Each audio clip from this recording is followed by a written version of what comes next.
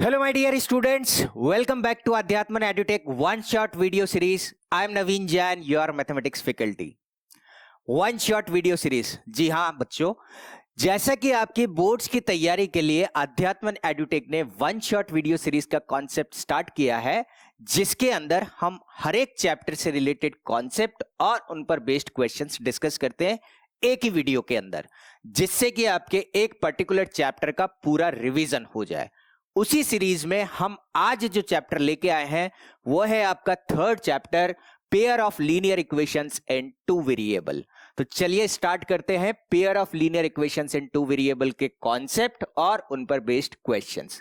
सबसे पहला टॉपिक है इसमें pair of linear equations in two variable होता क्या है, इसको पहले समझते हैं, तभी तो हम इसके क्वेश्चन सॉल्व कर पाएंगे। तो सबसे पहला टॉपिक है आपका pair of linear equations in two variable. ये होता क्या है? तो सबसे पहले चीज है इक्वेशन। इक्वेशन क्या होती है? ऐसी चीज जिसके अंदर कुछ वेरिएबल हो, कुछ कांस्टेंट हो और एटलीस्ट एक इक्वल टू का साइन हो।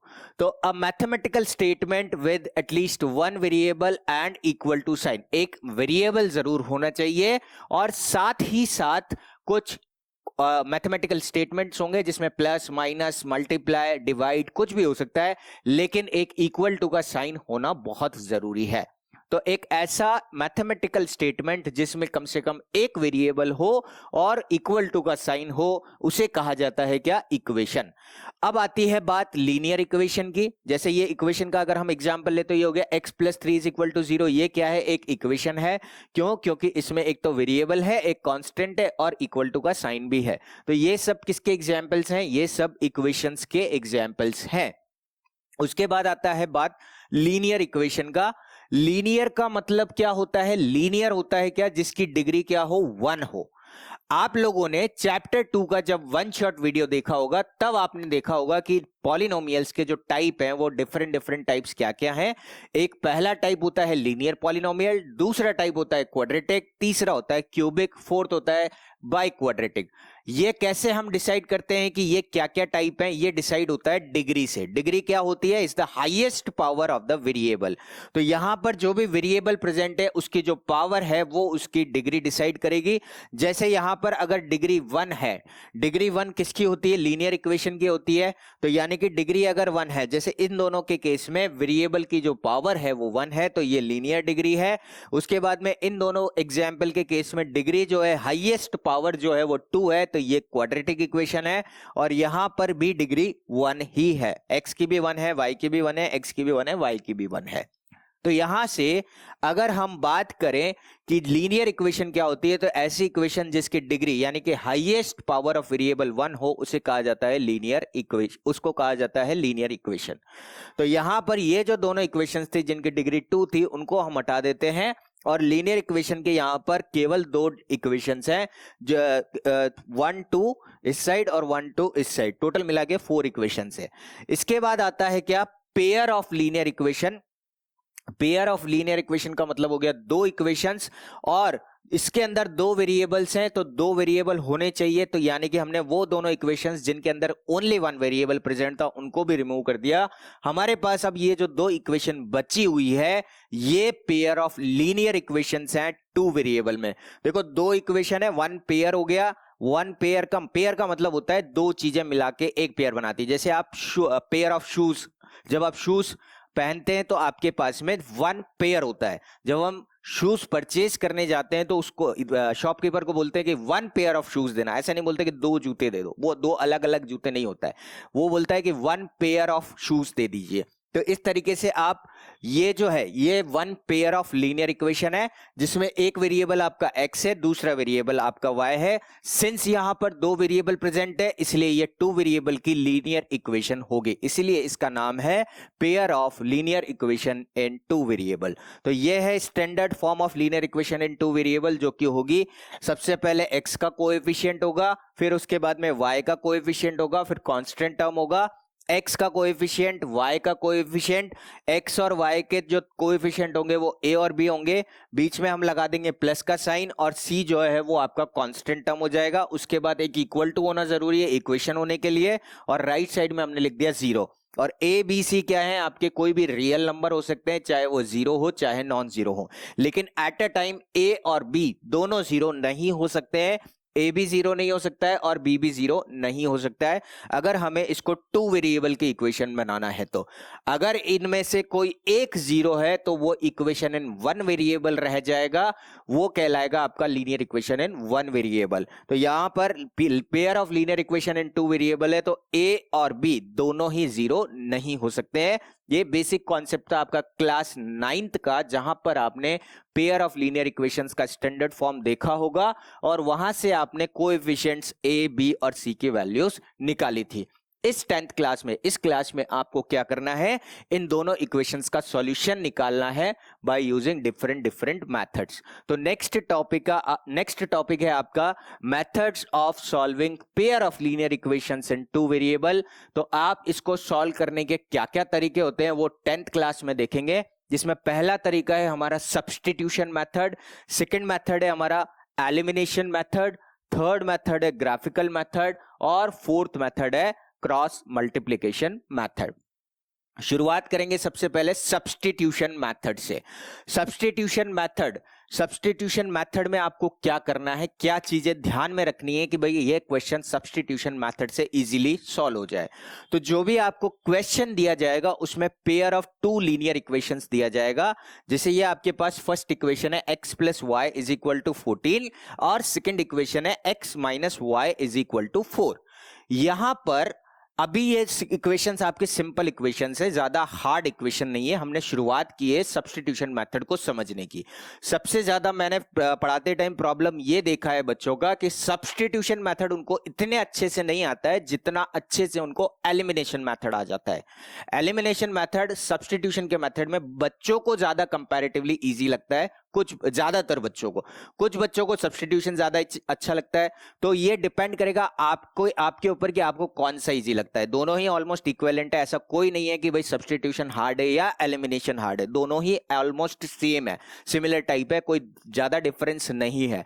सब्स्टिट्यूशन में आपको क्या करना है, किस चीज का ध्यान रखना है, देखो सॉल्व करते टाइम आप क्या करना, सबसे पहले दोनों इक्वेशंस में से उस वैल्यू को या उस कोएफिशिएंट को फाइंड आउट करो जो कि सबसे छोटा है। हालांकि यहां पर चारों ही कोएफिशिएंट क्या है, +1 है। x का कोएफिशिएंट, मैं कौन से कोएफिशिएंट्स की बात कर रहा हूं, जो x का कोएफिशिएंट y का कोएफिशिएंट है उनकी मैं बात कर रहा हूं, यानी कि a और b की बात कर रहा हूं। तो a1 हो जाएगा आपके पास में a1, b1 हो जाएगा 1, यहां से a2 आ जाएगा, सेकंड इक्वेशन में a2 b2 होंगे, फर्स्ट इक्वेशन में a1 b1 c1 होगा, सेकंड इक्वेशन में a2 b2 c2 होगा। अगर मैं स्टैंडर्ड इक्वेशन को लिख के बताऊं अगर आपको, जस्ट अ सेकंड, तो यहां से स्टैंडर्ड इक्वेशन अगर आप लिखोगे पेयर ऑफ लीनियर इक्वेशन की, तो वो आएगा a1x plus b1y plus c1 is equal to 0 और सेकंड इक्वेशन आ जाएगा a2x plus b2y plus c2 is equal to 0।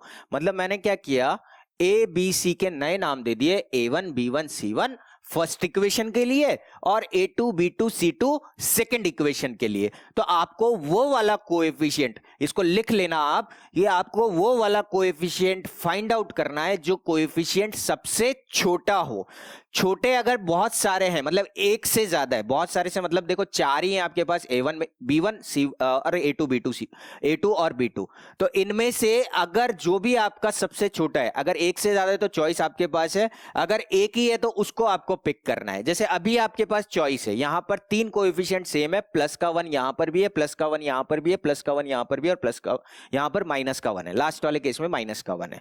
Sign का भी ध्यान रखना है, तो सबसे छोटे कोएफिशिएंट को पिक करना है और उस वेरिएबल की वैल्यू बाकी की टर्म्स में आप निकाल लो, फिर उसको सब्स्टिट्यूट करो सेकंड इक्वेशन में। उस इक्वेशन को पिक करो सबसे पहले तो जो सबसे, जिसका कोएफिशिएंट क्या हो, सबसे छोटा हो, और उसके बाद उस सबसे छोटे कोएफिशिएंट वाले वेरिएबल की वैल्यू बाकी के केस में आप निकाल लो, बाकी टर्म्स में आप निकाल लो, और फिर उस इक्वेशन को आप सेकंड इक्वेशन में सब्स्टिट्यूट करके वो फिर बन जाएगी आपकी linear equation in one variable. उसको सॉल्व कर लेंगे हम, जैसे हम 8th 7th क्लास में करते आए थे।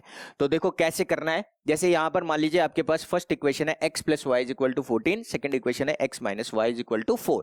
यहां से हम सबसे पहले दो इक्वेशंस हैं आपके पास में, इनमें से जो भी इक्वेशन आपको कंसीडर करनी है आप वो कंसीडर कर सकते हैं। अच्छा, मैंने आपको सबसे छोटा बोला है, ऐसा कोई जरूरी नहीं, आप किसी को भी ले सकते हैं, उसका कोई प्रॉब्लम नहीं है। जैसे कुछ बच्चों को क्या लगता है कि मैं तो बस फर्स्ट इक्वेशन से एक्स की वैल्यू निकाल लूं और सेकंड इक्वेशन में पुट कर दूं, आप उसको तरीके को भी लगा सकते हैं, कोई दिक्कत नहीं है। बस ये है कि हो सकता है थोड़े कुछ जगह आपको कैलकुलेशन ज्यादा करनी पड़ जाए। तो यहां से देखो, सबसे पहले आपको क्या करना है, कंसिडर करना है। जैसे मान लीजिए मैंने सेकंड इक्वेशन को कंसिडर किया, आप किसी भी इक्वेशन को कंसीडर कर सकते हैं, कहीं से भी स्टार्ट कर सकते हैं, कोई दिक्कत नहीं आएगी। मैंने क्या किया है, मैंने यहां क्या किया, x minus Y is equal to 4 था, तो यहां x की वैल्यू निकाल ली मैंने y की टर्म्स में, यानी कि ये हो जाएगा 4 प्लस वाई। ये माइनस का y उधर से उठ के इधर जाएगा, यानी कि लेफ्ट साइड से उठ के जब राइट साइड में जाएगा तो क्या हो जाएगा, प्लस का y हो जाएगा। तो यहां से अब ये इक्वेशन को हम नंबर दे देंगे थर्ड इक्वेशन। तो इस तरीके से आप किसी भी इक्वेशन से, इन दोनों में से, फर्स्ट में से, सेकंड में से, कोई सी भी इक्वेशन से एक वेरिएबल की वैल्यू दूसरे वेरिएबल के टर्म्स में आपको निकालना है। तो यहां से हो जाएगा x is equal to 4 plus Y. अब यहां से इस इक्वेशन का नाम ये इक्वेशन का नंबर दे दिया हमने थर्ड, और हमारा मेथड का नाम है सब्स्टिट्यूशन मेथड। सब्स्टिट्यूशन का मतलब क्या हो गया, हमें कहीं ना कहीं इस थर्ड इक्वेशन को ऊपर वाली इक्वेशन में सब्स्टिट्यूट करना है। और ध्यान रखिए, ये जो वैल्यू निकाली है आपने, जिस इक्वेशन से निकाली है उसमें पुट मत करना, दूसरी जो बची हुई इक्वेशन है वहां पर हमें इसको पुट करना है। यानी कि यहाँ x की वैल्यू 4 प्लस वाई आई है, तो ये वैल्यू हम पुट करेंगे फर्स्ट इक्वेशन में, ना कि सेकंड में। तो ये इक्वेशन में हम कौन सी इक्वेशन में सब्स्टिट्यूट करेंगे, इसको हम फर्स्ट इक्वेशन में सब्स्टिट्यूट करेंगे। तो substituting equation 3 in equation 1, what will get x की जगह हमें रखना है अब क्या, 4 प्लस वाई। तो 4 प्लस वाई प्लस का y हो गया 14। यहां पर ये जो इक्वेशन हमारे पास आई है, ये linear equation in one variable हो गई, क्योंकि डिग्री यहां पर 1 है और वेरिएबल भी 1 है। वेरिएबल अब आपका केवल और केवल y रह गया। तो यहां से ये हो जाएगा 4 प्लस वाई हो जाएगा 2y। लाइक टर्म्स को आपको ऐड करना है, लाइक टर्म्स को सेम साइड रखना है, अनलाइक टर्म्स को आपको सेम साइड रखना है। तो यहां पर वेरिएबल वाले टर्म्स को हम जनरली लेफ्ट साइड में रखते हैं, कांस्टेंट्स को सबको राइट साइड में लेके चलते हैं। तो यहां से ये हो जाएगा प्लस के 4 को हम राइट साइड में लेके जाएंगे तो आएगा माइनस का 4। तो ये हो जाएगा 2y is equal to 14 minus 4, यानी कि y की जो वैल्यू आएगी, 2y की वैल्यू आ गई 10, तो y की जो वैल्यू आएगी वो आएगी 10 upon 2, that is equal to 5। So y is equal to 5 is the solution of this linear equation. अब ये जो y की वैल्यू हमारे पास आई है, इसको हम थर्ड इक्वेशन में पुट कर देंगे, या आप चाहे तो फर्स्ट और सेकंड में भी पुट कर सकते हैं, बट जनरली हम थर्ड में पुट करेंगे, क्योंकि हमने x की वैल्यू निकालनी है और x की वैल्यू ऑलरेडी y की टर्म्स में आपको दी हुई है। तो यहां से हम इसको थर्ड इक्वेशन में पुट करेंगे, y इज इक्वल टू 5। तो x की जो वैल्यू आ जाएगी, सब्स्टिट्यूट करेंगे y की वैल्यू 5 इन थर्ड इक्वेशन, तो x की वैल्यू हो जाएगी 4 प्लस y, यानी कि 4 plus 5 that is equal to x is equal to 9 हमारे पास आ जाएगा। तो x की वैल्यू पहले लिखनी है, x इज इक्वल टू 9, और y की वैल्यू बाद में लिखनी है, y इज इक्वल टू 5। तो सॉल्यूशन हो गया in pair of linear equations का 9,5। ये आपका इस तरीके से सब्स्टिट्यूशन मेथड से आपका सॉल्यूशन निकलेगा। आगे बढ़ते हैं, नेक्स्ट क्वेश्चन एक और सब्स्टिट्यूशन मेथड्स पर बेस्ड क्वेश्चन करते हैं। यहां पर है s minus T is equal to 3, that means, और ये तो फर्स्ट इक्वेशन हो गई, सेकंड हो गई s upon 3 plus T upon 2 that is equal to 6। यहां पर हमें इसको सब्स्टिट्यूशन मेथड से सॉल्व करना है। तो अगेन सबसे पहले फर्स्ट इक्वेशन लिखा हमने, s minus T is equal to 3, इसको दो आप इक्वेशन नंबर 1। उसके बाद सेकंड इक्वेशन लिखो जो कि है s upon 3 plus T upon 2 that is equal to 6, इसको दिया हमने इक्वेशन नंबर 2। इसको नहीं देंगे, इसको थोड़ा सा सिंप्लीफाई कर लेते हैं। देखो, मैंने एक चीज और ऑब्जर्व की है अभी ड्यूरिंग द स्टडीज, जब मैं पढ़ा रहा था तो कुछ बच्चों को क्या फ्रैक्शन से, डेसिमल से, रूट से बहुत डर लगता है। तो जिस चीज से आपको डर लगे उसको हटा दो। रूट को तो नहीं हटाया जा सकता है, लेकिन डेसिमल, ये जो फ्रैक्शंस आ रहा है इसको हटाया जा सकता है, डेसिमल को भी हटाया जा सकता है। डेसिमल को पहले फ्रैक्शन में कन्वर्ट कर लो, और फ्रैक्शन से फिर जिस तरीके से यहां पर हम फ्रैक्शन हटाएंगे वैसे ही हम फ्रैक्शन हटा सकते हैं। फ्रैक्शन हटाने का तरीका क्या है, फ्रैक्शन हटाने के लिए आप 3 और 2 इसका पहले ले लो एलसीएम। एलसीएम लेना आई होप आप सबको आता होगा। 3 और 2 का एलसीएम आ जाएगा 6, और इस पूरी इक्वेशन को उस एलसीएम से क्या कर दो, मल्टीप्लाई कर दो। यानी कि फर्स्ट टर्म को भी आपको 6 से मल्टीप्लाई करना है, सेकंड टर्म को भी 6 से मल्टीप्लाई करना है, थर्ड टर्म को भी आपको 6 से मल्टीप्लाई करना है।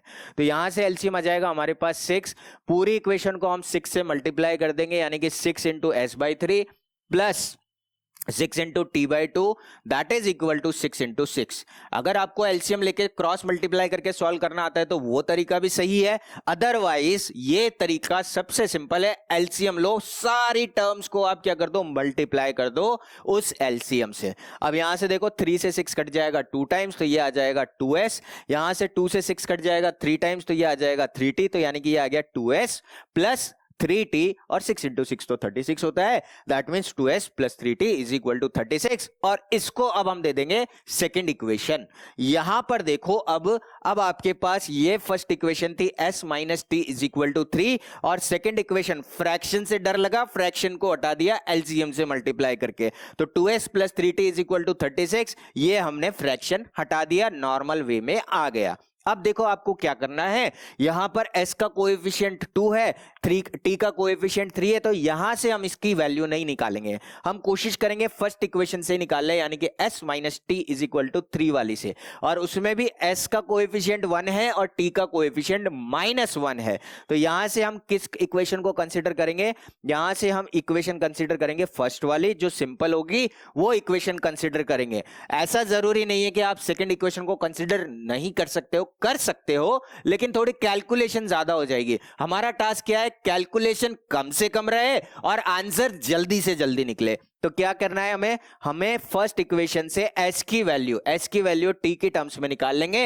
ये माइनस का जो t है ये उधर चला जाएगा। अब देखो मैंने s की वैल्यू ही क्यों निकाली, वापस से देखो, s का कोएफिशिएंट प्लस का 1, जो प्लस का 1 है ना उसको सबसे पहले कंसीडर करो। अगर प्लस का 1 है तो उसी की टर्म्स में बाकी को निकालो, बाकी देखने की जरूरत ही नहीं है। लेकिन अगर 1 नहीं है कोई भी इक्वेशन में, तो फिर आप सबसे छोटा वाला कोएफिशिएंट निकालने की कोशिश करो। बस ये इतना सा टास्क है जो आपको कंप्लीट करना आना चाहिए। तो s की वैल्यू यहां से हो जाएगी t प्लस 3, इसको दे देंगे हम थर्ड नंबर का इक्वेशन।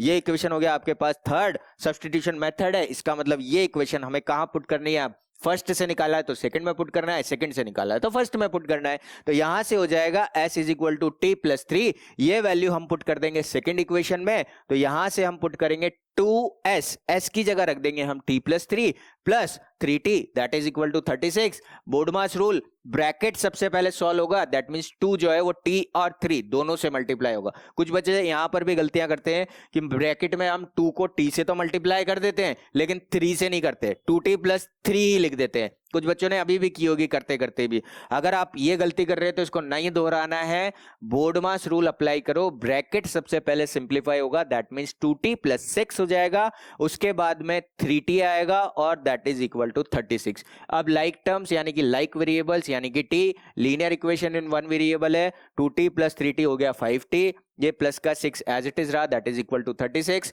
नंबर को हम एक तरफ ले जाएंगे यानी कि 5t is equal to 36 minus का 6 हो जाएगा उधर जाके, तो ये हो जाएगा आपके पास 5t is equal to 30, that means t की वैल्यू आ जाएगी 30/5, दैट इज इक्वल टू 6। तो ये 5 से 30 कट जाएगा 6 टाइम्स, तो t की वैल्यू आ गई हमारे पास 6।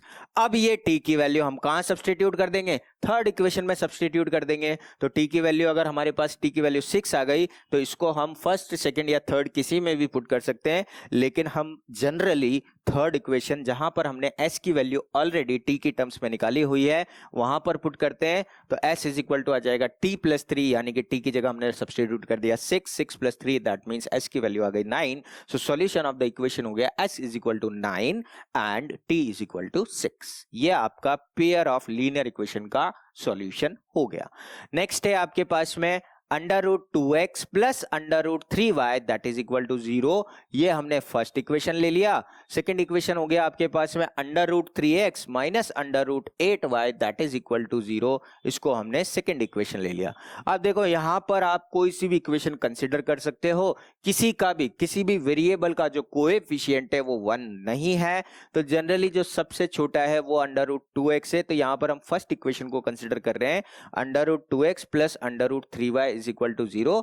यहां से मैं x की वैल्यू निकालूंगा, ये प्लस का 3y उधर जाके माइनस का अंडर रूट 3y हो जाएगा। तो यहां से x की वैल्यू आएगी minus under root 3y upon under root 2।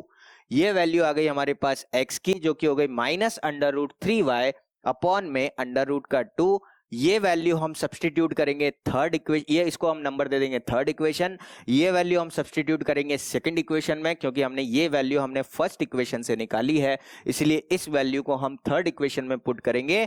तो यहां से x की जगह हमें पुट करना है क्या, माइनस का √3y अपॉन में √2, तो ये आ गया -√3y अपॉन में √2 ब्रैकेट क्लोज, प्लस आएगा सॉरी माइनस आएगा √8y that is equal to 0। अब यहां से √3 और √3 मल्टीप्लाई होकर 3 हो जाएगा, तो ये हो जाएगा माइनस का 3y अपॉन में √2, और ये √2 को हम क्या करेंगे, इधर मल्टीप्लाई कर देंगे, क्योंकि एलसीएम लेना है √2, तो वही √2 से आप पूरी इक्वेशन को मल्टीप्लाई कर दो, तो इधर √2 से मल्टीप्लाई करोगे तो कैंसिल आउट हो जाएगा, या √2 एलसीएम में आ जाएगा, यहां हो जाएगा √16 दैट मींस 4, ये हो जाएगा माइनस का 4y इज इक्वल टू 0, यहां से ये √2 0 में चला जाएगा, और माइनस का 3y और माइनस का 4y हो जाएगा माइनस का 7y इज इक्वल टू 0, ये √2 इस 0 के साथ मल्टीप्लाई होगा, 0 को √2 से मल्टीप्लाई करेंगे तो 0 ही आएगा, तो माइनस का 7y is equal to 0 that means y is equal to, अब ये माइनस का 7 इधर प्लस में जाके नहीं आएगा, ये माइनस का 7 y के साथ मल्टीप्लाई हो रहा है, इसलिए डिनोमिनेटर में जाएगा, दैट मींस 0 अपॉन माइनस का 7, तो यहां से y की जो वैल्यू आएगी वो 0 अपॉन -7, यानी कि 0 में आप किसी का भी डिवाइड करते तो क्या आता है, 0 आता है, तो y की वैल्यू 0 आ गई। इस y की वैल्यू 0 को हम थर्ड इक्वेशन में सब्सटीट्यूट करेंगे, तो x की वैल्यू आ जाएगी हमारे पास x is equal to -√3 into 0 upon में √2, √3 को 0 से मल्टीप्लाई किया आया 0, 0 में √2 का डिवाइड किया आएगा 0, that means x is equal to 0 और y is equal to 0 are the solution of the given equation.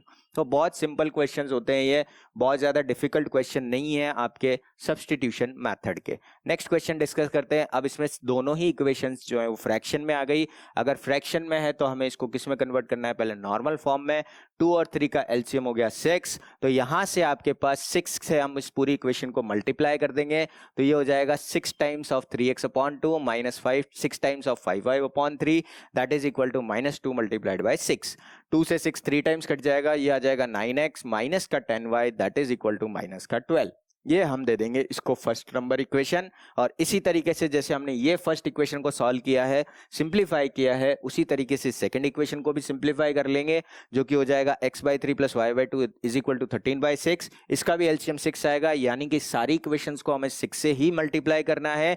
3 से 6 कट गया 2 टाइम्स, तो 2x आ गया, 2 से 6 कट गया 3 टाइम्स, तो ये आ गया 3y, और 6 से 6 कैंसिल आउट हो गया, तो ये आ गई आपके पास सेकंड इक्वेशन। अब फर्स्ट इक्वेशन में जो कोएफिशिएंट है वो 9 और -10 है, सेकंड इक्वेशन में कोएफिशिएंट्स जो है वो 2 और 3 है। जो सिंपल आपको लगे वो इक्वेशन आप चूज करो, उसमें कोई दिक्कत नहीं है, आप कोई सी भी इक्वेशन चूज कर सकते हो।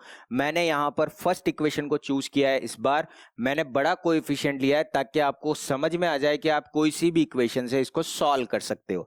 तो मैंने इस बार लिया है 9x minus 10y is equal to -10, तो यहां पर हम निकालेंगे या तो x is equal to something के टर्म्स में या y is equal to something के टर्म्स में। तो जनरली हम निकालते हैं x की टर्म्स में, ये माइनस का 10y उधर जाके प्लस का 10y हो जाएगा, तो x की जो वैल्यू आएगी वो आएगी -10 प्लस 10y अपॉन में 9।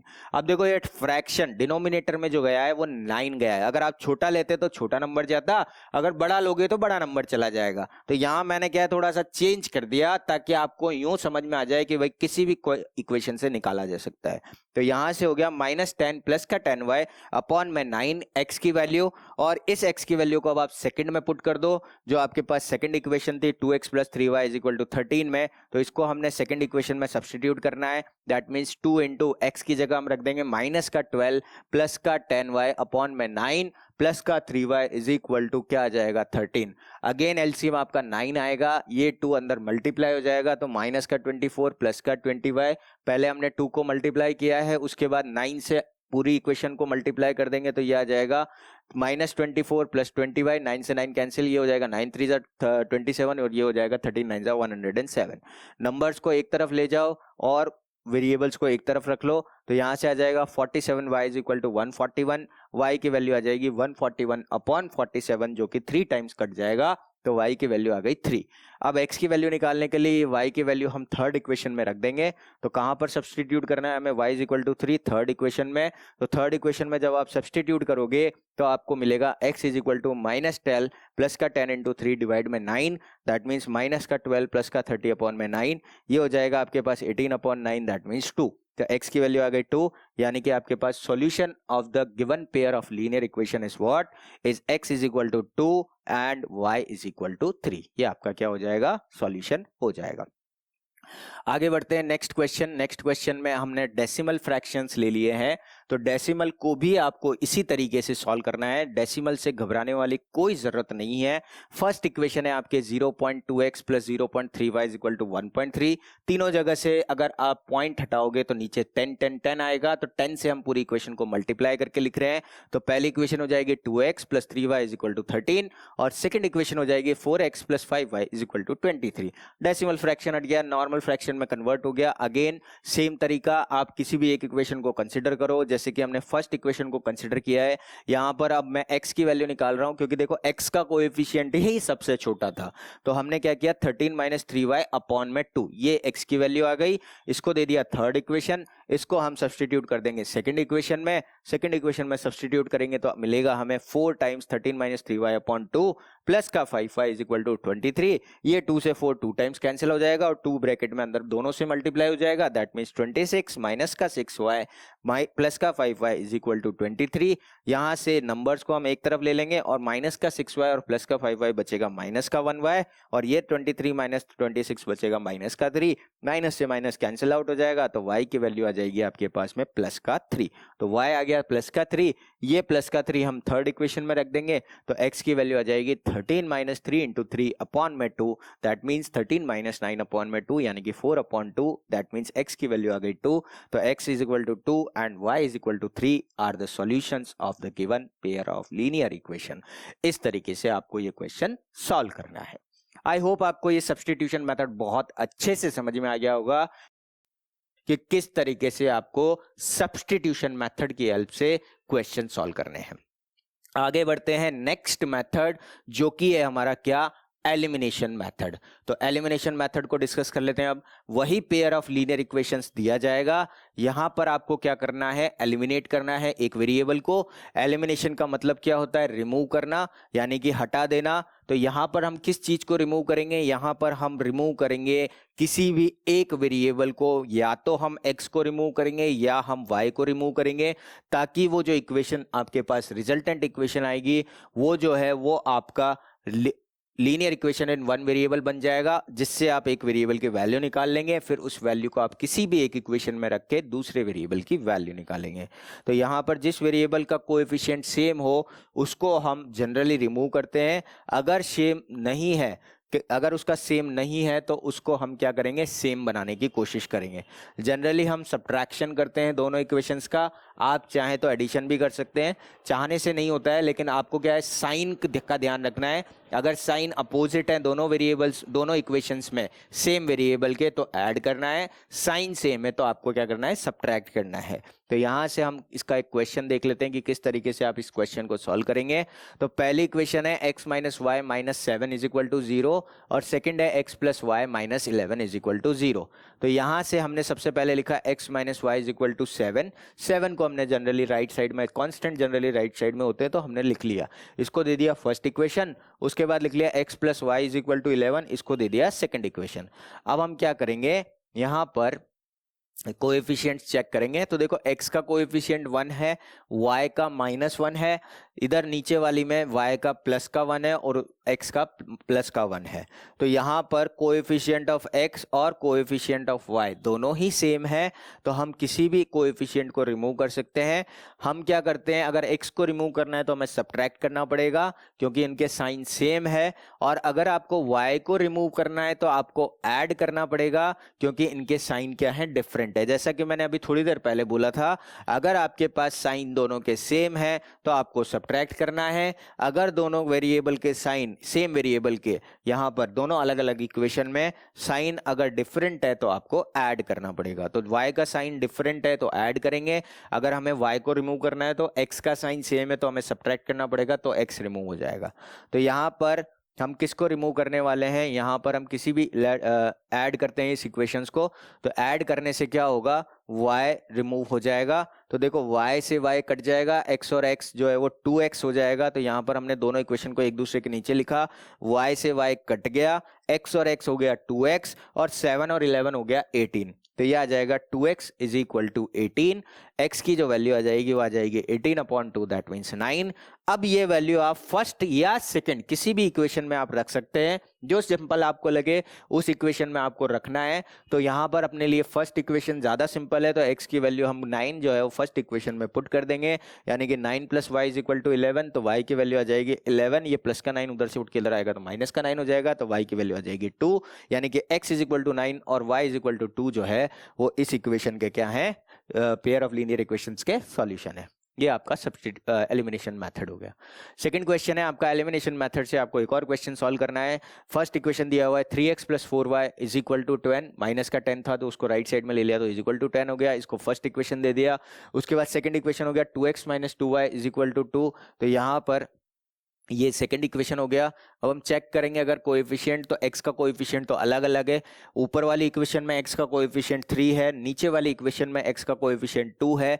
इधर y का कोएफिशिएंट चेक करते हैं तो x का कोएफिशिएंट तो सेम नहीं है, y का कोएफिशिएंट चेक करते हैं, ऊपर वाली इक्वेशन में प्लस का 4 है, नीचे वाली इक्वेशन में माइनस का 2 है। तो ये भी आपका सेम है क्या, ये भी सेम नहीं है।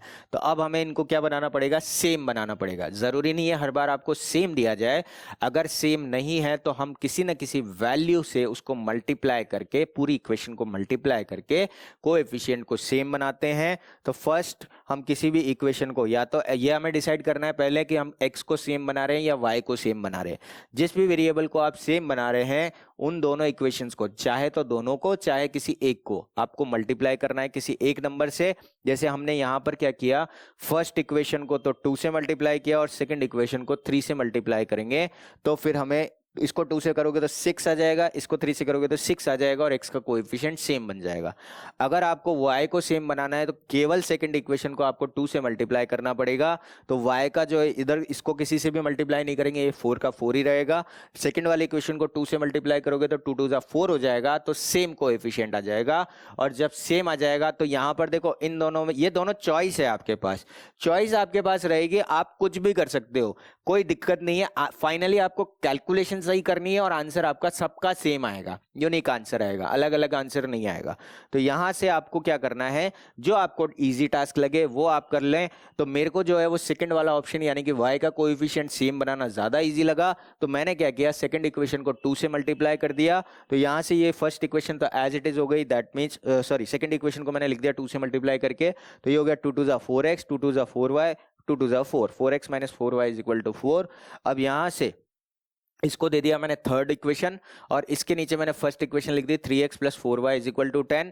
अब इन दोनों में y का कोएफिशिएंट जो है वो दोनों का साइन जो है वो डिफरेंट डिफरेंट है, तो डिफरेंट डिफरेंट है, तो यानी कि इसका मतलब क्या हो गया, इसका मतलब हमें इसको क्या करना पड़ेगा, ऐड करना पड़ेगा, क्योंकि साइन जो है वो डिफरेंट है। जब साइन डिफरेंट है तो दोनों इक्वेशन को ऐड करेंगे, तो लिख देते हैं एक दूसरे के नीचे, y से y again cancel out, 3x + 4x हो जाएगा 7x और 10 + 4 हो जाएगा 14। तो यानी कि 7x की जो वैल्यू आएगी वो 14 आ जाएगी, यानी कि x की जो वैल्यू आएगी वो आ जाएगी 14/7, दैट मीन्स 2। तो x इज इक्वल टू क्या आ गया हमारे पास, 2 आ गया। इस तरीके से आप x की वैल्यू निकाल लेंगे। अब ये x की वैल्यू आप किसी भी इक्वेशन में, चाहे फर्स्ट में, चाहे सेकंड में या चाहे थर्ड में, किसी भी इक्वेशन में पुट कर सकते हैं। जनरली हम फर्स्ट इक्वेशन में पुट करते हैं, तो वहां पर पुट कर दी, तो 3 × 2 + 4y इज इक्वल टू 10, 3 2 हो गया 6, 6 + 4y इज इक्वल टू 10, यानी कि 4y की वैल्यू आ गई 10 - 6, यानी कि y की वैल्यू आ जाएगी हमारे पास 4/4, दैट इज इक्वल टू 1। तो यहां पर आपके पास सॉल्यूशन आ गया, x की वैल्यू 2, y की वैल्यू 1। एक क्वेश्चन और डिस्कस करते हैं substitution method, sorry elimination method से। एलिमिनेशन मेथड में एक फ्रैक्शन वाली इक्वेशन ले ली, तो यहां पर आ गया x/2 + 2y/3 is equal to -1 और सेकंड इक्वेशन है x - y/3 is equal to 1। अब यहाँ पर पहले एलसीएम, इसको पहले नॉर्मल फॉर्म में कन्वर्ट करते हैं, तो एलसीएम आएगा 2 और 3 का 6, तो फर्स्ट इक्वेशन को 6 से मल्टीप्लाई किया तो पहली इक्वेशन, थर्ड इक्वेशन बन गई आपके पास में, इसको 6 से करेंगे तो आएगा 3x, इसको करेंगे तो आएगा 4y is equal to -6। Second equation में 3 डिनोमिनेटर में, तो इसका एलसीएम 3 ही रहेगा, तो पूरी इक्वेशन को 3 से मल्टीप्लाई करके लिख देते हैं, तो ये आ जाएगा 3x - y is equal to 9। ये आपके पास फोर्थ इक्वेशन हो गई, नंबरिंग चेंज हो गई है। अब हम थर्ड और फोर्थ इक्वेशन को सॉल्व करेंगे, फर्स्ट और सेकंड को नहीं करेंगे, वो आपकी फ्रैक्शन में इक्वेशंस है, ये आपकी नॉर्मल फॉर्म में इक्वेशंस है। यहाँ पर हम ध्यान से देखेंगे तो x का कोएफिशिएंट सेम है, y का कोएफिशिएंट अलग अलग है। तो x का कोएफिशिएंट सेम है और उनका साइन भी सेम है, तो हम दोनों इक्वेशंस को क्या करेंगे, सब्ट्रैक्ट करेंगे। तो यहाँ से कोएफिशिएंट ऑफ x सेम है तो कोएफिशिएंट ऑफ y सेम नहीं है, इसलिए x को क्या कर देंगे, हम रिमूव करने की कोशिश करेंगे। तो उसके लिए हमें क्या करना पड़ेगा, इनको सब्ट्रैक्ट करना पड़ेगा क्योंकि उनके साइन क्या है, सेम है। अब जब साइन सेम है तो आपको क्या करना है, सब्ट्रैक्ट करना है। सब्ट्रैक्ट करते टाइम थोड़ा ध्यान रखना है, आपको जो सेकंड इक्वेशन है, नीचे जो भी आप इक्वेशन लिखोगे उसको आपको क्या करना है, सभी के साइन चेंज करने हैं। यानी कि यहाँ पर प्लस का 3x है तो ये माइनस का 3x हो जाएगा, माइनस का y है तो प्लस का y हो जाएगा, और प्लस का 9 है तो माइनस का हो जाएगा। चेंज करने का मतलब है plus becomes minus, minus becomes plus. Change कर देना है सबको, ऐसा नहीं कि माइनस हो जाएगा। माइनस का ये मतलब नहीं है, सब्ट्रैक्ट करने का ये मतलब नहीं है कि सारे ही साइन माइनस के होंगे। आपको क्या करना है, plus becomes minus, minus becomes plus. यहां से 3x से 3x कैंसल आउट हो जाएगा, 4y में से प्लस का y होगा। अब ये माइनस का y नहीं देखना है, ये साइन तो आपने चेंज कर दिया है, इसको मत देखो। अब आप नीचे वाले साइन को देखो, तो 4y प्लस का y that is becomes 5y, और ये माइनस का 6 और ये प्लस का 9 नहीं है, माइनस का 9 है तो ये आ जाएगा माइनस का 15। यहां से y की जो वैल्यू आएगी वो आ जाएगी माइनस का 15 अपॉन में 5, दैट मीन्स y की वैल्यू आ गई माइनस का 3। ये वैल्यू हम किसी भी एक इक्वेशन, चाहे आप 1 2 3 4 किसी में भी रख सकते हो, 1 में भी रख सकते हो, इवन 1 2 में भी रख सकते हो, किसी भी एक इक्वेशन में जहां से आपको कैलकुलेशन ज्यादा इजी लगे उस इक्वेशन में आप इसको पुट कर दीजिए। तो यहां से मैं y की वैल्यू -3 थर्ड इक्वेशन में पुट कर रहा हूं, तो यहां से मिलेगा मुझे 3x + 4 × माइनस का 3 इज इक्वल टू माइनस का 6। ये हो जाएगा 3x - 12 is equal to minus का 6। ये माइनस का 12 उधर जाके प्लस का हो जाएगा, तो 3x is equal to plus का 6। तो x की वैल्यू आ जाएगी 6/3, दैट मीन्स 2। तो x की वैल्यू 2 आ गई, ये आपके पास फाइनल आंसर हो गया। तो सॉल्यूशन ऑफ x आ गया, x इज इक्वल टू 2 और y is equal to minus का 3। ये हमारे पास सॉल्यूशन आ गए। समझ में आ गई बात? इस तरीके से हमें ये क्वेश्चन सॉल्व करना है। आगे बढ़ते हैं नेक्स्ट क्वेश्चन की तरफ। नेक्स्ट क्वेश्चन है, solve the following pair of linear equation using elimination method. Again एक क्वेश्चन और सॉल्व करते हैं एलिमिनेशन मेथड से। फर्स्ट इक्वेशन है हमारी 3x - 5y is equal to 4, और यहां से हम ले लेते हैं 9x - 2y। ये इज इक्वल टू में 2y लिखा था तो इसको माइनस में ले लेते हैं, तो 9x - 2y is equal to 7। अब यहां पर x के कोएफिशिएंट जो है वो 3 और 9 है, सेम नहीं है, और y का जो कोएफिशिएंट है वो -5 और -2 है, वो भी सेम नहीं है। तो किसी एक वेरिएबल के कोएफिशिएंट को हमें क्या करना है, सेम बनाना है। सेम बनाने के लिए हम क्या करते हैं, फर्स्ट इक्वेशन को 3 से मल्टीप्लाई कर देते हैं, तो हमारे पास x का कोएफिशिएंट सेम बन जाएगा। फर्स्ट इक्वेशन को 3 से मल्टीप्लाई किया, आया 3 3 9x, ये हो जाएगा 3 5 15y, ये हो जाएगा 3 4 12। सेकंड इक्वेशन इसके नीचे हमने लिख दिया, तो ये हो जाएगा 9x - 2y is equal to 7। ये हमारे पास सेकंड इक्वेशन थी, not the first, this one is second equation. इन दोनों को अब हम क्या कर देंगे, सिंस साइन सेम है तो हमें सब्ट्रैक्ट करना पड़ेगा। तो 9x में से 9x को सब्ट्रैक्ट करेंगे तो कैंसिल आउट हो जाएगा, माइनस का 15y प्लस का 2y माइनस का 13y हो जाएगा, और 12 - 7 आ जाएगा 5, यानी कि y की वैल्यू जो आ जाएगी वो आ जाएगी 5 अपॉन माइनस का 13, यानी कि माइनस का 5/13। ये y की वैल्यू हम किसी भी एक इक्वेशन में सब्सटीट्यूट कर देंगे, तो y की वैल्यू आई हमारे पास -5/13, यानी कि इसको हमने रख दिया इसको फर्स्ट इक्वेशन में, दैट इज 3x - 5 × माइनस का 5/13 इज इक्वल टू 4। ये हो जाएगा प्लस का 25/13, 5 5 25 होके प्लस का 25/13 हो जाएगा, तो ये हो जाएगा 3x + 25/13 is equal to 4। 3x की वैल्यू आएगी 4 - 13 25/13, यहाँ से 13 एलसीएम आ जाएगा सबसे पहले, तो ये आ जाएगा 52 - 25/13। 52 - 25 हो जाएगा 27/13, ये 3 डिनोमिनेटर में जाएगा तो 27/13 × 3 आ जाएगा, ये 3 से कट जाएगा तो ये आ जाएगा 9/13। दैट मीन्स x की वैल्यू जो आ गई वो 9/13 आ गई, और सॉल्यूशन आ गए हमारे पास x की वैल्यू 9/13 और y की वैल्यू जो आ गई वो आ गई हमारे पास माइनस का 5/13। इस तरीके से हम सब्स्टिट्यूशन एलिमिनेशन मेथड से हम क्वेश्चंस को सॉल्व करेंगे। आगे बात करते हैं थर्ड मेथड, जो कि है क्या, graphical method. Graphical method discuss करने से पहले थोड़ा सा ग्राफ का कॉन्सेप्ट हम रीड कर लेते हैं कि ग्राफिकल कॉन्सेप्ट होता क्या है। तो लाइंस, ग्राफ के केस में हमें पहले ये पता होना चाहिए लाइंस क्या होती है, ओरिजिन कहाँ है, ये सारी चीजें आपको पता होनी चाहिए। तो ये आपका जो हॉरिजॉन्टल एक्सिस है ये कहलाता है आपका स्ट्रेट लाइन, ये जो कहलाता है आपका एक्स एक्सिस कहलाता है। वर्टिकल लाइन जो है ये y एक्सिस कहलाता है। Intersection point of both the axis is what is your origin, और एक्स के एक्सिस पर ओरिजिन से राइट साइड पर पॉजिटिव नंबर्स होंगे और लेफ्ट साइड पर नेगेटिव नंबर्स होंगे। अपर साइड में पॉजिटिव होगा, लोअर साइड में नेगेटिव होगा, ये सब बातें आपको पता होंगी। अब यहाँ पर लीनियर इक्वेशन जो है वो किसको रिप्रेजेंट करती है? स्ट्रेट लाइन को रिप्रेजेंट करती है, जैसा कि नाम से ही समझ में आ रहा है लीनियर इक्वेशन। लीनियर में जो शब्द छुपा हुआ है वो लाइन है, LINE लाइन, और लाइन का मतलब हो गया स्ट्रेट लाइन। तो लीनियर इक्वेशन किसको रिप्रेजेंट करेगा? स्ट्रेट लाइन को रिप्रेजेंट करेगा। तो दो इक्वेशन को जब आप सॉल्व करोगे ग्राफ पेपर के ऊपर, यहां पर हमें दो इक्वेशंस बनानी है, एक इक्वेशन और दूसरी इक्वेशन। यह हो सकता है इंटरसेक्ट करे, हो सकता है ये पैरेलल हो जाए, हो सकता है ये एक दूसरे के ऊपर ही बन जाए, तो अलग अलग केस है। तो यहाँ पर पॉइंट ऑफ इंटरसेक्ट अगर इंटरसेक्ट कर रही है तो ये जो पॉइंट ऑफ इंटरसेक्शन है ये आपका क्या कहलाता है? सॉल्यूशन कहलाता है। जैसे मान लीजिए -3,4 है तो ये आपका सॉल्यूशन हो जाएगा। ग्राफिकल मेथड से हम एक क्वेश्चन सॉल्व करके देखते हैं, कुछ क्वेश्चन हम ग्राफिकल मेथड से सॉल्व करेंगे। तो पहला क्वेश्चन है, जैसे आपके पास में x + 2y = 6 और सेकंड इक्वेशन है आपके पास में 2x + y = 6। इसमें आपको क्या करना है? कुछ पॉइंट्स लोकेट करने हैं, कुछ पॉइंट्स आपको पहले बनाने पड़ेंगे कि कौन कौन से पॉइंट्स जो हैं वो इस लाइन पर लाई करेंगे। पॉइंट्स पर लाइंस पर जो पॉइंट लाई करेंगे वो पॉइंट्स उसको सेटिस्फाई करेंगे। उन पॉइंट को निकालने के लिए आप क्या करो? x, y और x, y ये तीन वैल्यूज ले लो। पहले केस में हमने x को 0 रख दिया, तो इस इक्वेशन में जब आप x को 0 रखोगे तो ये बनेगा 0 + 2y = 6। ये रफ वर्क है आपका। तो यहाँ से 2y = 6 यानी कि y की वैल्यू आ जाएगी आपके पास 3। तो आपके पास में ये पॉइंट आ जाएगा 0,3। जनरली हम क्या करते हैं? इंटरसेक्शन पॉइंट निकालते हैं x एक्सिस और y एक्सिस के साथ में, जिससे कि हमें लाइन बनाने में ज्यादा दिक्कत नहीं आए। यहाँ से आ गया पहला पॉइंट 0,3। उसके बाद में हम y को 0 पुट कर देते हैं तो x की वैल्यू आ जाएगी 6। तो दूसरा पॉइंट हो जाएगा 6,0। अगर आपकी ये कैलकुलेशन स्ट्रांग है तो आप 2 पॉइंट से काम चला सकते हैं। दूसरी इक्वेशन के भी हम 2 पॉइंट्स निकाल लेते हैं। सेकंड इक्वेशन है 2x + y = 6। Again x, y और x, y। पहले हम x को 0 करेंगे तो y एक्सिस वाला पॉइंट निकलेगा जो कि हो जाएगा 6। तो ये पॉइंट हो गया आपके पास में 6,0। ऐसे ही जब हम x को 0 करेंगे तो यहाँ पर आपके पास हो जाएगा, x को 0 करने पर x की ये आ जाएगा आपके पास में x की वैल्यू 3, यानी कि दूसरा पॉइंट हो गया 3,0। अब ये जो दोनों दो पॉइंट आए हैं हर एक लाइन के ऊपर, इनको क्या करेंगे? हम प्लॉट करेंगे ग्राफ के ऊपर। तो ग्राफ निकाल लीजिए, ग्राफ के ऊपर आपको इनको प्लॉट करना है।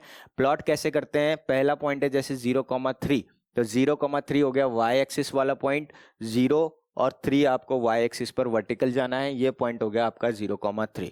सेकंड पॉइंट है 6,0, 6,0 x एक्सिस पर लाई करेगा, ये हो गया आपके पास में 6,0। स्केल यहाँ पर और यहाँ पर रखिए, दोनों पॉइंट से जहाँ पर वो लाइन स्केल से आप इसको ज्वाइन कर दीजिए और ये जो लाइन है इसको एक्सटेंड कर दीजिए। तो ये बन जाएगी आपकी first equation of line, that is x + 2y = 6। ठीक उसी तरीके से 0,6 और 3,0 को भी आप प्लॉट करेंगे। पहला पॉइंट आ गया इसका 0,6, दूसरा पॉइंट आ गया 3,0। स्केल रख के हम इन दोनों को ज्वाइन कर देंगे और ये जो इंटरसेक्शन पॉइंट आया है ये हमारा क्या रहेगा? सॉल्यूशन। इस इंटरसेक्शन पॉइंट के कोऑर्डिनेट x एक्सिस पर देखोगे तो आएगा 2, क्योंकि जब आप x एक्सिस पर एक परपेंडिकुलर ड्रॉ करोगे यहाँ से तो ये कट करेगा 2 को, और y एक्सिस पर भी जब आप परपेंडिकुलर ड्रॉ करोगे तो ये आएगा कट करेगा 2 को। इसको मैं दोबारा से बता देता हूँ आपको। यहाँ से देखो, यहाँ से जब आप एक परपेंडिकुलर ड्रॉ कर रहे हो, एक जस्ट सेकेंड, कलर चेंज करना पड़ेगा। यहाँ से जब आप इसको परपेंडिकुलर ड्रॉ कर रहे हो तो ये 2 पर कट होगा और y एक्सिस पर भी 2 पर कट होगा। तो इसके जो कोऑर्डिनेट आएंगे इंटरसेक्शन पॉइंट के कोऑर्डिनेट वो आएंगे 2,2, यानी कि सॉल्यूशन ऑफ द इक्वेशन जो आपके पास आएगा वो क्या आ जाएगा? 2,2। इसलिए 2,2 is the solution of the given pair of linear equation. एक और क्वेश्चन सॉल्व करते हैं। Draw the graph of the equation x - y + 1 = 0 and 3x + 2y - 12 = 0। तो अगेन x - y + 1 = 0 के दो पॉइंट्स निकाल लेते हैं। पहली बार हमने x को 0 किया, रफ में हम वैल्यूज निकाल लेंगे y की, तो y की वैल्यू -1 आ जाएगी, तो पॉइंट हो जाएगा +1 आ जाएगी, तो y का पॉइंट हो जाएगा 0,1। सेकेंड केस में हम y को 0 रख देंगे तो x की जो वैल्यू आएगी वो -1 आ जाएगी, तो पॉइंट हो जाएगा हमारे पास -1,0। ठीक इसी तरीके से दूसरी इक्वेशन के भी हम दो पॉइंट्स निकाल लेते हैं। 3x + 2y - 12 = 0। तो यहाँ से आपके पास x को जब आप 0 को पुट करोगे तो y की वैल्यू आ जाएगी 6। तो यहाँ से आपके पास पॉइंट हो जाएगा 0,6 और जब आप y को 0 पुट करोगे तो आएगा 4,0। तो सेकंड पॉइंट आ गया 4,0। दोनों पॉइंट्स को हम प्लॉट कर लेते हैं। पहला पॉइंट है 0,1, ये 0,1 हो गया। दूसरा पॉइंट है -1,0, ये -1,0 हो गया। दोनों को आप ज्वाइन करोगे तो एक लाइन आ जाएगी। उसके बाद में दूसरा पॉइंट है आपके पास में 0,6, ये आ गया 0,6। दूसरा पॉइंट है 4,0, इनको ज्वाइन किया तो लाइन मिल गई। और यहाँ से ये जो पॉइंट आया है हमारे पास पॉइंट ऑफ इंटरसेक्शन, ये पॉइंट आपका सॉल्यूशन हो गया। नीचे अगर आप एक्स एक्सिस पर देखोगे तो ये 2 पर कट होगा और y एक्सिस पर ये 3 पर कट होगा, इसलिए इसके जो सॉल्यूशंस आएंगे वो आएंगे आपके पास में 2,3। तो यहाँ से ये जो थोड़ा ही गलत है, यहाँ पर आपका आपके पास में 2,3। तो यहाँ से जो आपके पास x कोऑर्डिनेट, क्योंकि यहाँ पर 2 है, y कोऑर्डिनेट यहाँ पर 3 है, इसलिए ये हो जाएगा 2,3। तो यहाँ से आपके पास सॉल्यूशन आएगा -1,0, 4,0 और 2,3। ये जो पॉइंट है कोऑर्डिनेट, ये 2,3 आएगा। क्योंकि आप इसको चेक भी कर सकते हो, x की वैल्यू 2 आएगी तभी आपका यहाँ पर आप सेटिस्फाई कर पाओगे। 2 - 3 प्लस का 1 ही 0 के इक्वल आएगा। अगर आपको क्रॉस चेक भी करना है तो ये जो वैल्यूज है ये वापस इक्वेशन में डाल दो। सॉल्यूशन वाली वैल्यू दोनों इक्वेशन को सेटिस्फाई करनी चाहिए। यहाँ पर 3 × 2 प्लस 2 × 3 करोगे तो ये आएगा -12, तभी ये आपका 0 बनेगा। क्योंकि 6 + 6 -12, 6 + 6 हो जाएगा 12, 12 - 12 हो जाएगा 0, तभी ये आपका 0 बनेगा। तो सॉल्यूशन यहाँ पर ये जो है ये गलत है, 2,3 आएगा। 2,3, 4,0 और -1,0 ये आपके ट्राइंगल के वर्टिसेस बन जाएंगे। क्योंकि इसने पूछा है कि इसमें ट्राइंगल के कौन कौन से वर्टिसेस थे, तो ये ट्राइंगल के वर्टिसेस भी बन जाएंगे। आगे बात करते हैं नेक्स्ट एक और क्वेश्चन। यहाँ पर है आपके पास में 2x + y - 6 = 0, first equation. Second equation है 4x + 2y - 4 = 0। तो यहाँ से हम दोनों इक्वेशन को कंपेयर करेंगे। तो यहाँ से a1x + b1y + c1 = 0। अगेन अब देखो यहाँ से a1 b1 c1 की वैल्यू आ गई 2, 1 और -6। a2 b2 c2 की वैल्यू आ गई 4, -2 और -4। अभी आता है आपका कंसिस्टेंसी चेक करने का तरीका। कंसिस्टेंसी की कंडीशंस है वो अभी हम नेक्स्ट स्लाइड में हम डिस्कस करने वाले हैं। तो वो क्या कंडीशन है वो देखो, चेक करने के तरीका क्या है। a1/a2 जो है वो आप निकाल लो, वो आ गया जैसे लेट्स से 1/2 इस वाले केस में। फिर b1/b2 निकाल लो जो कि आ गया लेट्स से -1/2। और c1/c2 आ गया आपके पास में -6/4 यानी कि 3/2।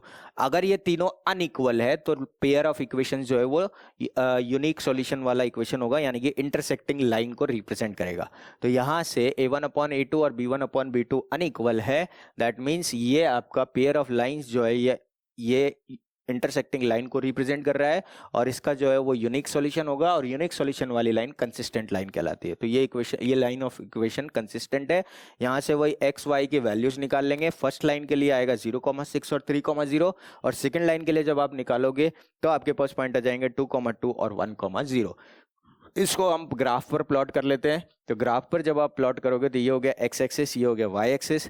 0,6 हो गया ये वाला पॉइंट, दूसरा पॉइंट हो गया 3,0। इनको ज्वाइन कर दिया, ये फर्स्ट लाइन आ गई, दैट इज 2x + y - 6। दूसरा पॉइंट है 2,2, ये वाला पॉइंट आपका 2,2 हो जाएगा। दूसरा पॉइंट है 1,0, ये पॉइंट 1,0 आ गया, लाइन ड्रॉ कर दिया। ये आपका सेकंड इक्वेशन ऑफ लाइन आ गया जो कि 4x + 2y - 4 = 0 है। और इंटरसेक्शन इनका 2,2 पर आया है, इसलिए इनका सॉल्यूशन जो आएगा वो x की वैल्यू 2 और y की वैल्यू 2 आ जाएगी। सो 2,2 is the common solution of both the equation. तो इस तरीके से आपको ग्राफिकल मेथड से क्वेश्चन को सॉल्व करना है। आई होप आपको ये कॉन्सेप्ट समझ आ गया होगा। अब आता है नेक्स्ट टॉपिक जो कि है कंसिस्टेंसी और इनकंसिस्टेंसी, जो हमने लास्ट क्वेश्चन में डिस्कस किया कि आपको a1/a2, b1/b2, c1/c2 की वैल्यूज निकालनी है और उनको देखना है कि वो क्या है। तो यहाँ पर हम टेबल ड्रॉ करेंगे। तो जैसे मैंने पहले पेयर ऑफ लीनियर इक्वेशन ले लिया, अब यहाँ पर देखो एक्स वाई, यहाँ पर अलग अलग सॉल्यूशन आएंगे। तो अगर यूनिक सॉल्यूशन है, अगर कोई एक सॉल्यूशन आ रहा है तो वो होता है यूनिक सॉल्यूशन। मतलब यहाँ पर दोनों पेयर ऑफ लाइन जो है वो इंटरसेक्टिंग लाइन है और इंटरसेक्टिंग लाइन कंसिस्टेंट होती है। अगर यहाँ पर आप सॉल्यूशन निकालने की कोशिश कर रहे हो और सॉल्यूशन नहीं आ रहे हैं, यहाँ पर कोई भी इक्वेशन, जैसे मैंने ये इक्वेशन ली और इनको किसी भी मेथड से अपने सॉल्व करने की कोशिश की, चाहे वो सब्स्टिट्यूशन हो चाहे एलिमिनेशन हो, अगर ये दोनों लाइन पैरेलल लाइन है तो इनका कोई सॉल्यूशन नहीं आएगा।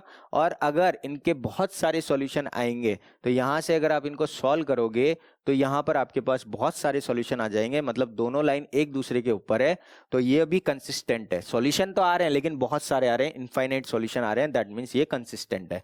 तो जब आप कंपेयर करोगे इनको स्टैंडर्ड फॉर्म से तो पहली लाइन के कोएफिशिएंट हो जाएंगे a1 b1 c1 और सेकंड लाइन के हो जाएंगे a2 b2 c2। तो कंडीशन क्या है यहाँ पर, a1 अपॉन b1 अगर a2 अपॉन b2 के इक्वल नहीं है, a1 अपॉन a2 और b1 अपॉन b2 इक्वल नहीं है, तो लाइंस कहलाती हैं आपकी कौन सी लाइन, इंटरसेक्टिंग लाइंस, और उसका सॉल्यूशन होता है यूनिक सॉल्यूशन, और इसके जो नेचर है वो क्या होती है, कंसिस्टेंट नेचर होती है। उसके बाद में अगर आप a1 upon a2 b1 upon b2 की वैल्यू निकालते हो, अगर वो इक्वल आ रही है तो फिर आपको c1 अपॉन c2 चेक करना है। अगर a1 अपॉन a2 और b1 अपॉन b2 इक्वल है और वो दोनों वैल्यूज c1 अपॉन c2 के इक्वल नहीं है, तो फिर आपकी लाइंस जो है वो पैरेलल लाइंस होंगी जिनका कोई सॉल्यूशन नहीं होगा, और ये जो है ये इनकंसिस्टेंट लाइन कहलाएंगी। और ठीक लास्ट में आपके अगर a1 upon a2 b1 upon b2 और c1 अपॉन c2 तीनों ही अगर आपके पास में इक्वल आ रहे हैं, तो फिर ऐसी लाइंस जो है वो ओवरलैपिंग लाइन या कोइंसिडेंट लाइन कहलाएंगी, और इनके इनफाइनाइट सॉल्यूशंस होंगे, और ये भी कौन सी लाइंस होंगी, कंसिस्टेंट लाइन होगी। तो टेबल में आपको क्या क्या लिखना है, पहले तो नेम लिखना है लाइन का जो कि है इंटरसेक्टिंग लाइन, पैरेलल लाइंस और ओवरलैपिंग लाइन। ये वाला पॉइंट आपको लिखना है, ये वाला लाइन का नाम लिखना है और ये वाला लाइन का नाम लिखना है। ओवरलैपिंग लाइन का दूसरा नाम क्या है, कोइंसिडेंट लाइन भी है, कोइंसिडेंट लाइन। तो ओवरलैपिंग लाइन का दूसरा नाम क्या है आपका, कोइंसिडेंट लाइन भी है। उसके बाद में इंटरसेक्टिंग लाइन के लिए कंडीशन हो जाएगी a1 upon a2 is not equal to b1 upon b2, ये आपके लिए इंपॉर्टेंट कंडीशन है, और इसके सॉल्यूशंस होते हैं यूनिक सॉल्यूशन। उसके बाद में सेकंड कंडीशन है a1 upon a2 b1 upon b2 तो इक्वल है लेकिन c1 upon c2 not equal है, तो ये हो जाएगा आपका पैरेलल लाइन का कंडीशन, और पैरेलल लाइन के केस में आपके पास नो सॉल्यूशन आएगा। और लास्ट में आता है आपका क्या, ओवरलैपिंग कंडीशन, उसमें आता है a1 upon a2 is equal to b1 upon b2 is not equal to c1 upon c2, और ये होती है आपकी ओवरलैपिंग लाइंस। इसमें सॉल्यूशन आते हैं इनफाइनाइट सॉल्यूशन, चाहे एक सॉल्यूशन आए चाहे इनफाइनाइट सॉल्यूशन आए, इक्वेशन हमेशा क्या होगी, कंसिस्टेंट होगी। आगे बात करते हैं, ये हमने कंडीशंस लिख लिए, तो ये सारी आपकी कंडीशंस हो गई, ये सब आपने टेबल फॉर्म में लिख लिया होगा। तो यहाँ पर आपका ग्राफिकल रिप्रेजेंटेशन आ गया, ये आपका एल्जेब्रिक इंटरप्रिटेशन आ गया, और उसके बाद में कंसिस्टेंट या इनकंसिस्टेंट आ गया। ये आपको याद रखना है, इसका चाहे तो आप स्क्रीनशॉट भी ले सकते हैं, ये स्क्रीनशॉट आपके पास होना चाहिए, ये बहुत इंपॉर्टेंट कंडीशन है, तो यहाँ से आप इसका स्क्रीनशॉट ले सकते हैं। आगे बढ़ते हैं, नेक्स्ट क्वेश्चन हम डिस्कस करते हैं इसके ऊपर। तो सबसे पहला क्वेश्चन है, आपको दिया हुआ है, ये चेक करना है कि ये इक्वेशंस आपका कंसिस्टेंट है या इनकंसिस्टेंट है, या पैरेलल है, इंटरसेक्टिंग है, कोइंसिडेंट है, कुछ भी पूछा जा सकता है। तो दोनों पेयर ऑफ लीनियर इक्वेशन से आपके पास में 5x माइनस 4y प्लस का 8 इज इक्वल टू 0, और सेकंड इक्वेशन है 7x प्लस 6y माइनस का 9 इज इक्वल टू 0। यहाँ पर हमने a1 b1 c1 और a2 b2 c2 की वैल्यू सबसे पहले निकालनी है। a1 की वैल्यू आ गई हमारे पास में 5, b1 की वैल्यू आ गई -4, c1 की वैल्यू आ गई 8। यहाँ से a2 b2 c2 आ जाएगा, a2 आ गया 7, b2 आ गया आपके पास में 6, c2 आ गया हमारे पास में माइनस का 9। अब हम a1 अपॉन a2 निकाल लेते हैं जो कि हो जाएगा 5 अपॉन 7, b1 अपॉन b2 निकाल लेते हैं जो कि हो गया -4 अपॉन 6 यानी कि 2 अपॉन 3, कट होके ये हो जाएगा माइनस का 2 अपॉन में 3। आप चाहें तो सिंप्लीफाई भी कर सकते हैं, और लास्ट में आ जाएगा 8 अपॉन माइनस का 9, ये हो गया आपके पास में c1 अपॉन c2। इक्वेशन से ध्यान से देखोगे a1 अपॉन a2 और b1 अपॉन b2 इक्वल नहीं है। अगर इक्वल नहीं है तो ये इक्वेशन हो जाएगा आपके पास में इंटरसेक्टिंग लाइन यानी कि कंसिस्टेंट मतलब कि यूनिक सॉल्यूशन। तो यहाँ से आपके पास में लाइन जो है वो इंटरसेक्टिंग लाइन होगी। उसके बाद में सेकंड इक्वेशन है आपके पास में 9x plus 3y plus 12 is equal to 0, और सेकंड है 18x plus 6y is equal to plus 24 is equal to 0। यहाँ से a1 की वैल्यू हो जाएगी 9, b1 की वैल्यू हो जाएगी 3 और c1 की वैल्यू हो जाएगी 12। ऐसे ही a2 की वैल्यू हो गई 18, b2 की वैल्यू हो गई 6 और c2 की वैल्यू हो गई 24। a1 अपॉन a2 कैलकुलेट करोगे आएगा 9/18 दैट इज इक्वल टू 1/2। 9 से 18 टू टाइम्स कट जाएगा। b1 अपॉन b2 कैलकुलेट करेंगे आएगा 3 upon 6 that is also equal to 1/2, और c1 अपॉन c2 कैलकुलेट करेंगे आएगा 12 upon 24 that is also equal to 1/2। और जब तीनों ही इक्वल हो, तो तीनों ही इक्वल होते हैं तो कौन सा इक्वेशन होता है आपका, कोइंसिडेंट लाइन का इक्वेशन होता है। तो ये इक्वेशन हो जाएगा आपके पास में कोइंसिडेंट लाइन का। यहाँ पर a1 upon a2 b1 upon b2 और c1 अपॉन c2 तीनों ही इक्वल है, इसलिए लाइंस जो है वो कोइंसिडेंट होंगी। कोइंसिडेंट लाइन के पास इनफाइनाइट सॉल्यूशंस होते हैं तो इनफाइनाइट नंबर ऑफ सॉल्यूशंस होंगे, और ये जो अगर सॉल्यूशन है तो ये कहलाते हैं कंसिस्टेंट, यानी कि ये कंसिस्टेंट भी हो गए। थर्ड क्वेश्चन देखते हैं, 6x माइनस 3y प्लस का 10 इज इक्वल टू 0 और 2x माइनस y माइनस का 9 is equal to 0। Again compare करेंगे, a1 की वैल्यू हो गई 6, b1 की हो गई माइनस का 3, c1 की हो गई 10, a2 की हो गई 2, b2 की हो गई आपके पास -1, c2 की हो गई 9। a1 अपॉन a2 निकाला जो कि हो गया 6 upon 2 that is equal to 3, b1 upon b2 निकाला -3 अपॉन माइनस का 1 that is also equal to 3, और c1 अपॉन c2 निकाला जो कि आ गया 10 अपॉन 9, जिसको फर्दर सिंप्लीफाई नहीं किया जा सकता है। तो यहाँ से a1 upon a2, b1 upon b2 तो इक्वल है, लेकिन c1 अपॉन c2 इसके इक्वल नहीं है, जो कि पैरेलल लाइन की कंडीशन है। तो यानी कि ये जो लाइन है ये पैरेलल लाइन होंगी, पैरेलल लाइन के कोई भी सॉल्यूशन नहीं होते हैं तो नंबर ऑफ सॉल्यूशंस 0 आएगा, और जो सॉल्यूशन जिसका कोई सॉल्यूशन नहीं होता है उसको इनकंसिस्टेंट लाइन कहते हैं। तो ये आपका इसका जो आंसर आएगा वो इनकंसिस्टेंट हो जाएगा। तो आपसे कुछ भी पूछा जा सकता है तो आपको आना चाहिए। नेक्स्ट क्वेश्चन आपके इसी कंडीशंस पर बेस्ड है जिनमें आप के की वैल्यूज जो है वो आइडेंटिफाई करते हो।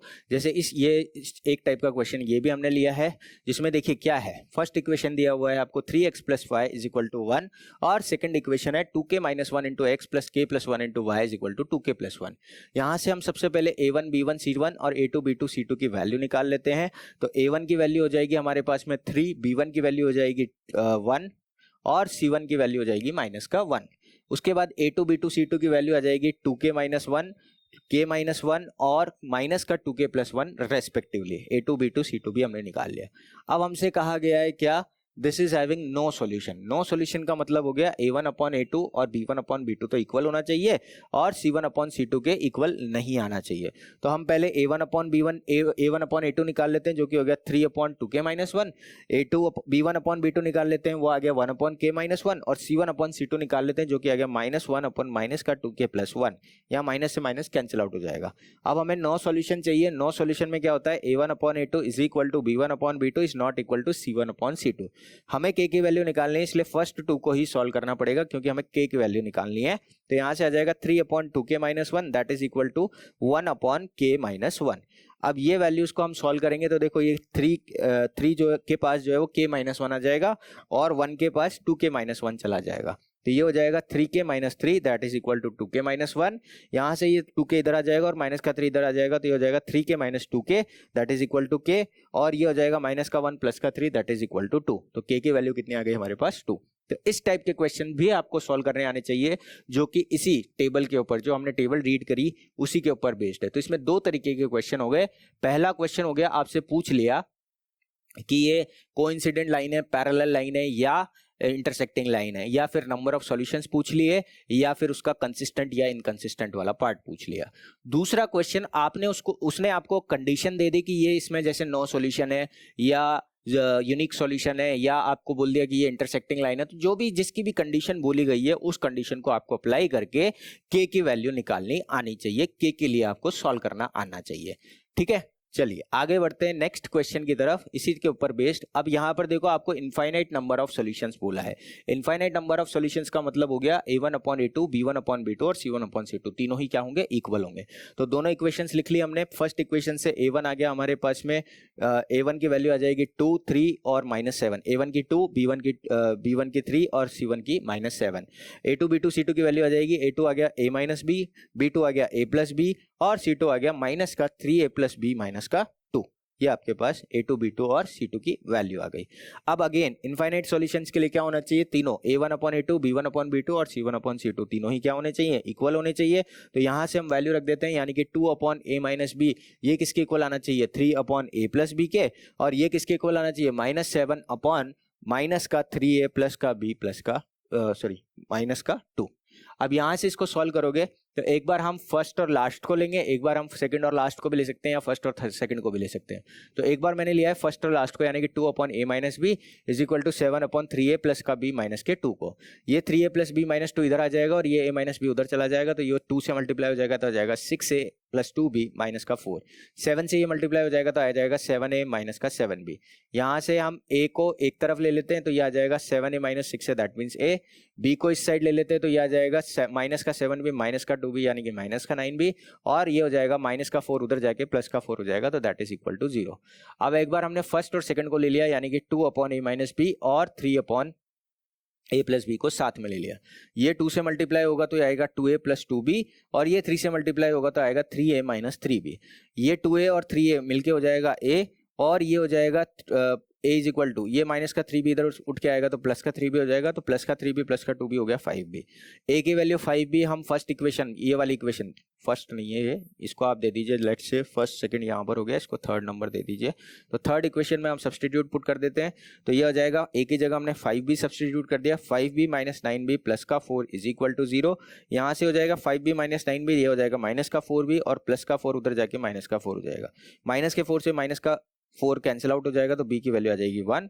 तो b की वैल्यू आ गई 1। अगर ये वैल्यू हम यहाँ पर पुट कर देते हैं फोर्थ इक्वेशन में, ये इक्वेशन आपकी फोर्थ इक्वेशन हो जाएगी, तो यहाँ पर a की वैल्यू आ जाएगी 5 इंटू 1 यानी कि 5। तो इस तरीके से आपको अननोन कोएफिशिएंट्स की वैल्यू, यानी कि हो सकता है वो k हो सकता है m और n हो सकता है वो a और b हो, तो a की वैल्यू 5 आ गई, b की वैल्यू आपके पास 1 आ गई। इस तरीके से ये जो भी कंडीशन दी जाए उस पर बेस्ड आपके क्वेश्चंस होंगे, ये आपको सॉल्व करने आने चाहिए। समझ में आ गई बात? इस तरीके से आपके क्वेश्चन बेस होंगे।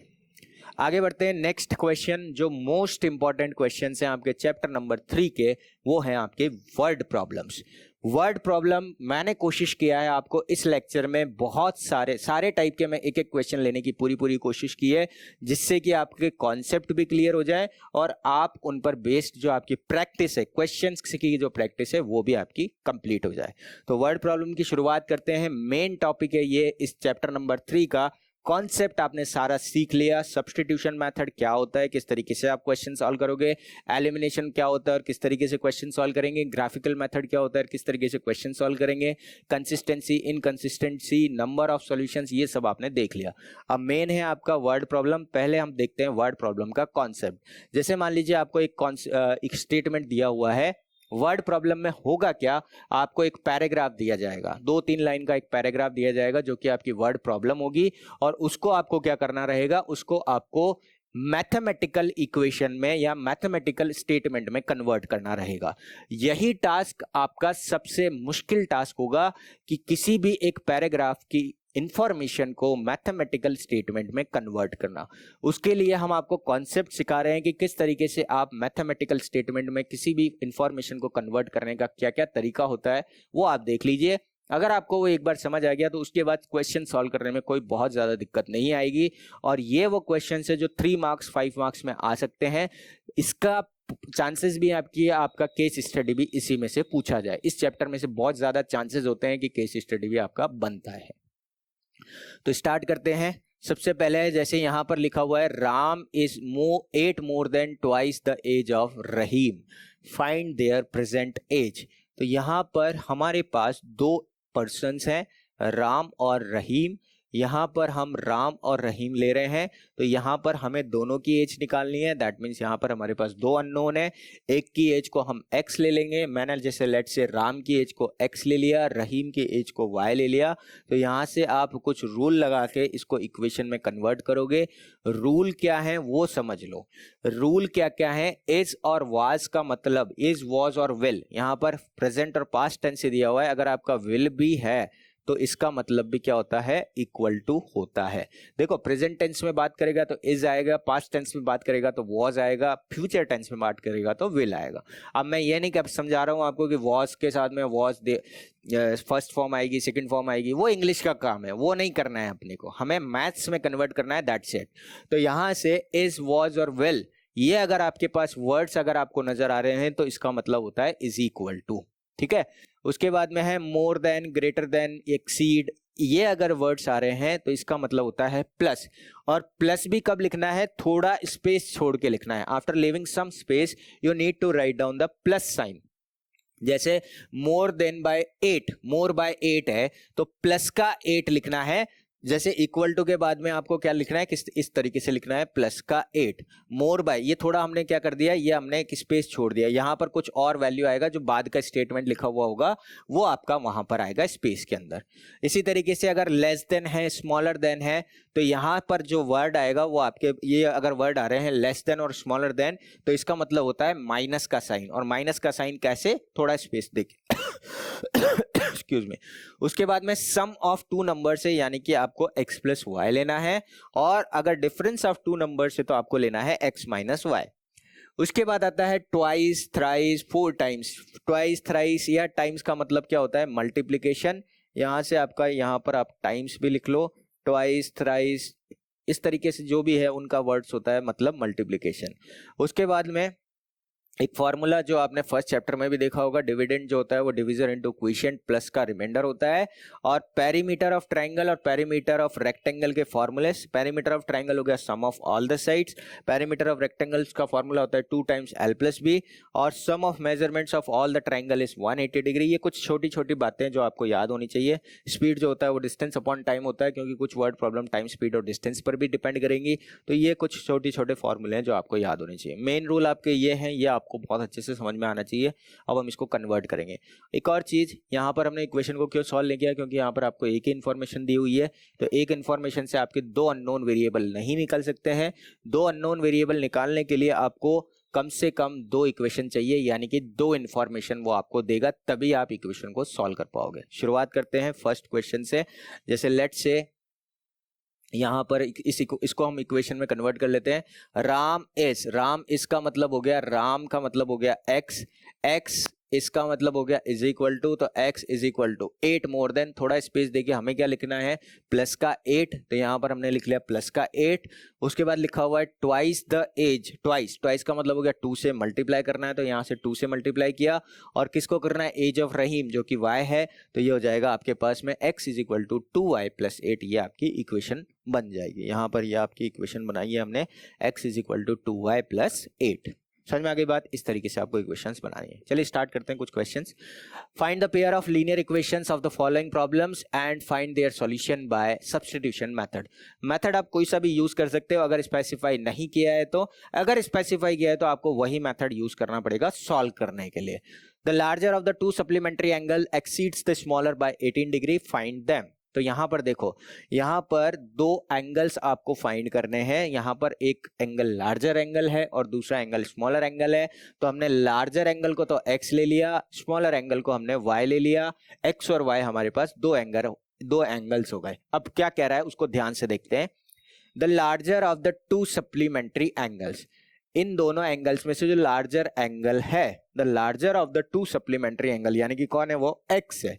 तो x, उसके बाद में है एक्सीड्स द स्मॉलर, एक्सीड का मतलब ज्यादा होता है, तो इज इक्वल टू लगाना है और उसके बाद में प्लस का 18 लिखना है। स्मॉलर से कितना ज्यादा है? 18 ज्यादा है, तो स्मॉलर से कितना ज्यादा है? प्लस का 18 है। और किससे? स्मॉलर से है तो y प्लस का 18, गैप देके प्लस 18 लिखा, और स्मॉलर से ज्यादा था 18 इसलिए y प्लस 18 लिख दिया। ये आपका फर्स्ट इक्वेशन हो गया। अब आप कहोगे कि सर ये तो फर्स्ट इक्वेशन, ये तो इन्फॉर्मेशन हमने कन्वर्ट कर दिया, उसके बाद तो लिखा हुआ है फाइंड देम। अब फाइंड देम है तो इसका मतलब हम कैसे पता करेंगे? क्योंकि यहाँ तो एक इक्वेशन आई, अभी मैंने थोड़ी देर पहले बोला था ये एक इक्वेशन से आप एक भी अननोन वेरिएबल नहीं निकाल सकते हो। एक इक्वेशन है तो एक ही अननोन वेरिएबल में इक्वेशन है, तब एक अननोन निकाला जा सकता है। 2 इक्वेशन होगा तो 2 अननोन निकलेगा। यहाँ पर हमारे पास अननोन तो 2 है, इक्वेशन तो एक ही बनी। तो यहाँ पर एक हिडन इंफॉर्मेशन है। हिडन इंफॉर्मेशन क्या है? हिडन इंफॉर्मेशन ये है कि ये जो वर्ड है आपका सप्लीमेंट्री एंगल, सप्लीमेंट्री एंगल की डेफिनेशन या कॉन्सेप्ट आपको पहले पता होगा कि 2 ऐसे एंगल जिनका सम जो है वो 90 हो तो वो कॉम्प्लीमेंट्री होते हैं, और 2 ऐसे एंगल जिनका सम जो है वो 180 हो तो वो सप्लीमेंट्री एंगल होते हैं। यहां पर वर्ड जो है वो सप्लीमेंट्री है, तो इसका मतलब क्या हो गया? x प्लस वाई, जो दोनों एंगल का जो सम आएगा वो किसके इक्वल आएगा? 180 डिग्री के इक्वल आएगा। तो ये हमारी सेकंड इक्वेशन हो गई। अब आपको इसको जिस मेथड से भी सॉल्व करने के लिए कहा जाए, या तो आप उस मेथड से सॉल्व करो, अदरवाइज आपकी चॉइस के अकॉर्डिंग किसी भी मेथड से आप उसको सॉल्व कर सकते हो। तो यहाँ पर हम इसको सॉल्व कर रहे हैं सब्स्टिट्यूशन मेथड से। ये कहा गया है, ये हमने डायरेक्ट आंसर निकाल दिए। सब्स्टिट्यूशन मेथड हम पहले भी देख चुके हैं, x plus Y is equal to 180 है। तो यहाँ से आप ये जो फर्स्ट इक्वेशन है ये हम पुट कर देंगे, तो x की जगह आ जाएगा y प्लस 18 प्लस का y इज इक्वल टू 180। यहाँ से y और y मिलके 2y हो जाएगा, ये दोनों y और y मिलके 2y हो जाएगा, और इधर आ जाएगा आपके पास 180 माइनस का 18, 2y इज इक्वल टू आ जाएगा 180 में से आप 18 माइनस करोगे तो आएगा 162, और इसमें y की जो वैल्यू आ जाएगी वो आ जाएगी 162 अपॉन में 2 यानी कि 81। इसको जब आप कट करेंगे तो आपके पास मिल जाएगा 81। तो स्मॉलर एंगल आ गया 81। ये वैल्यू हम किसी भी एक इक्वेशन में सब्स्टिट्यूट कर देंगे तो x की वैल्यू आ जाएगी 180 माइनस वाई, यानी कि, या फिर आप वहां पर 81 में 18 ऐड करके भी निकाल सकते हैं, तो 180 माइनस 18 यानी सॉरी 180 माइनस 81, सॉरी यहाँ पर ये आ जाएगा आपके पास 81, तो यहाँ से x की वैल्यू आ जाएगी आपके पास 99 डिग्री। तो इस तरीके से आप क्वेश्चन को सॉल्व करेंगे। आगे बेस्ड हैं क्वेश्चंस जो हैं वो नंबर्स के ऊपर, तो मैंने कोशिश किया है आपको अलग अलग टॉपिक वाइज आपको क्वेश्चंस बता दूं कि किस किस टॉपिक के ऊपर बेस्ड आपके क्वेश्चंस होते हैं। तो नेक्स्ट क्वेश्चन है आपका नंबर्स के ऊपर बेस्ड क्वेश्चंस। देखते हैं नंबर्स के ऊपर किस किस टाइप के क्वेश्चंस बेस्ड हैं। पहले टाइप का क्वेश्चन बेस्ड है आपका फ्रैक्शनल नंबर्स के ऊपर। फ्रैक्शन में आपके क्या क्या होता है, न्यूमरेटर और डिनोमिनेटर होता है। तो जब भी आपका फ्रैक्शन का कोई क्वेश्चन आए तो आपको क्या मानना है, उसको उसमें न्यूमरेटर को आप x मान लिया करो हमेशा और डिनोमिनेटर को y मान लिया करो। तो आपका फ्रैक्शन जो है, ओरिजिनल फ्रैक्शन जो है वो x अपॉन y बनेगा। यही तरीका है इन क्वेश्चंस को सॉल्व करने का। यहाँ से अब फर्स्ट कंडीशन क्या दे रखी है, अ फ्रैक्शन बिकम्स 1/3। ये जो फ्रैक्शन है ये 1/3 बन जाएगा, यानी कि x अपॉन y जो है वो 1/3 बन जाएगा। कब बनेगा 1/3, जब हम इसमें से 1 सब्ट्रैक्ट करेंगे। किसमें से, न्यूमरेटर में से। तो न्यूमरेटर में से मैंने 1 सब्ट्रैक्ट कर दिया एंड इट बिकम्स 1/4। ये 1/4 बन जाएगा। कब बन जाएगा, पहले इसको सॉल्व कर लेते हैं। तो ये हो जाएगा 3x minus 3 that is equal to y। यहाँ से हो जाएगा y is equal to 3x minus का 3, हमने फर्स्ट इक्वेशन ले ली। अब ये बन जाएगा क्या, 1/4। x बाय वाई की वैल्यू 1/4 बन जाएगी। कब बनेगी 1/4, जब हम 8 जो है वो डिनोमिनेटर में ऐड करेंगे। तो 8 मैंने डिनोमिनेटर में ऐड कर दिया। यहाँ से इस इक्वेशन को बना लेते हैं। तो 4x इज इक्वल टू आ जाएगा y प्लस 8। यहाँ से फर्स्ट और सेकेंड इक्वेशन को जिस भी मेथड से आपको सॉल्व करना है वो आप सॉल्व कर लो। मैं यहाँ पर सब्सटीट्यूट कर रहा हूँ वैल्यू। तो 4x is equal to y की जगह मैं सब्सटीट्यूट कर रहा हूँ 3x माइनस का 3 और प्लस का 8। ये हो जाएगा 4x माइनस 3x, एक साइड ले लेंगे तो, और माइनस का 3 प्लस का 8 हो जाएगा 5, यानी कि x की वैल्यू आ गई 5। ये x की वैल्यू जो 5 है वो हम यहाँ पर पुट कर देंगे। तो y की वैल्यू आ जाएगी 3 इंटू 5 माइनस का 3, यानी कि y आ जाएगा आपके पास में 15 माइनस 3, दैट मीन्स y की वैल्यू आ गई हमारे पास 12। तो इस तरीके से हमें ये क्वेश्चन सॉल्व करना है। तो इसका मतलब रिक्वायर्ड नंबर, न्यूमरेटर x था वो आ गया 5, डिनोमिनेटर 12 था तो वो आ गया y तो वो आ गया 12, यानी कि फ्रैक्शन जो बन गया वो आपका बन गया 5/12। इस तरीके से ही आपको ये फ्रैक्शन वाले क्वेश्चन सॉल्व करने हैं। समझ में आ गई बात। नेक्स्ट क्वेश्चन है हमारा 2 नंबर्स के ऊपर बेस्ड क्वेश्चंस जो है उसमें क्या करना है आपको, the difference between 2 numbers is 26 and one number is 3 times the other number. अब देखो, अभी थोड़ी देर पहले हमने देखा था 2 नंबर्स के बीच का डिफरेंस वो होता है x माइनस वाई। तो हमें क्या करना है, दोनों नंबर्स को निकालना है। तो पहले नंबर को x मान लो, दूसरे नंबर को y मान लो, और x को बड़ा मानना, क्योंकि यहाँ पर डिफरेंस बोला गया है तो x is greater than y है। क्योंकि जब भी आप 2 नंबर अज्यूम करोगे तो x को हमेशा बड़ा रखना, y को हमेशा छोटा रखना। अब कंडीशन क्या दिया हुआ है आपको, 2 नंबर का जो डिफरेंस है वो 26 है, यानी कि x माइनस वाई की जो वैल्यू है वो किसके इक्वल होगी, 26 के इक्वल होगी। ये फर्स्ट इक्वेशन हो गई। सेकेंड इक्वेशन क्या कहा गया है, वन नंबर कौन है, x है। x इस का मतलब क्या हो जाएगा, is equal to x is equal to 3 times का मतलब 3 से मल्टीप्लाई करना है, 3 टाइम्स द अदर, यानी कि x is equal to 3y। ये सेकंड इक्वेशन हो गई। यहाँ पर भी आपका सब्सटीट्यूशन मेथड लग जाएगा। ये इक्वेशन आप इसमें सब्सटीट्यूट कर दोगे तो यहाँ से क्या आ जाएगा, 3y minus Y is equal to 26। ये हो जाएगा 2y इज इक्वल टू 26, यानी कि y की वैल्यू आ जाएगी 13। तो यहाँ से आपके पास सब्सटीट्यूशन मेथड में y की वैल्यू 13 आ गई। तो इसको हम पुट कर देंगे सेकंड इक्वेशन में। तो x की वैल्यू आ जाएगी 3 इंटू 13, यानी कि 39। तो जो दोनों नंबर आ गए वो आ गए हमारे पास में 39 और 13। इस तरीके से हम नंबर निकाल लेंगे। समझ में आ गई बात। ये आपका नंबर हो गया। आगे बात करते हैं the sum of 2 digit number. तीसरा टाइप का नंबर्स के अंदर ही क्वेश्चंस क्या है, 2 डिजिट नंबर का। देखो दोनों क्वेश्चन अलग अलग है। ये वाला क्वेश्चन और ये प्रीवियस जो क्वेश्चन था इसमें 2 अलग अलग नंबर है। यहां पर नंबर्स जो है वो 2 है, 2 अलग अलग नंबर है। और नेक्स्ट क्वेश्चन जो है इसमें नंबर एक ही है लेकिन वो 2 डिजिट का नंबर है। नंबर आपके पास एक है लेकिन उसमें डिजिट 2 है। तो डिजिट्स को अब हम x और y मानेंगे, नंबर्स को x और y नहीं मानेंगे। तो ये इसका कॉन्सेप्ट अलग है। तो यहां पर हमें नंबर निकालना है। तो हमारे पास 2 डिजिट का नंबर है और 2 डिजिट नंबर के 2 पार्ट्स होते हैं, एक यूनिट डिजिट और एक tens digit. Digit in unit place and digit in tens place. तो यूनिट डिजिट और टेंस प्लेस, तो यहां पर एक डिजिट को हमें x मानना है, एक डिजिट को हमें y मानना है। तो मैंने यहां पर टेंस प्लेस वाली डिजिट को x लिया है और यूनिट प्लेस वाली डिजिट को मैंने y लिया है। आप उल्टा भी कर सकते हो, उसके अकॉर्डिंग आपकी इक्वेशंस चेंज हो जाएगी। तो नंबर जो हो जाएगा वो 10x प्लस y बनेगा। टेंस प्लेस पर जो डिजिट होता है उसको हम 10 से मल्टीप्लाई करके लिखते हैं। जैसे आपको अगर पता हो, लेट्स से अगर आपको 53 को एक्सपांडेड फॉर्म में लिखना है तो 5 को आप 10 से मल्टीप्लाई करोगे और 3 को आप 1 से ही मल्टीप्लाई करोगे, क्योंकि ये यूनिट प्लेस पर है और ये वाला टेंस प्लेस पर है। तो ठीक उसी तरीके से मैंने टेंस प्लेस वाला डिजिट को 10 से मल्टीप्लाई कर दिया और नॉर्मल जो यूनिट प्लेस पर डिजिट था उसको एज इट इज लिख दिया। तो आपका नंबर हो गया 10x + y। और जब नंबर को, डिजिट्स को आप इंटरचेंज करते हो तो आपको मिलेगा 10y + x।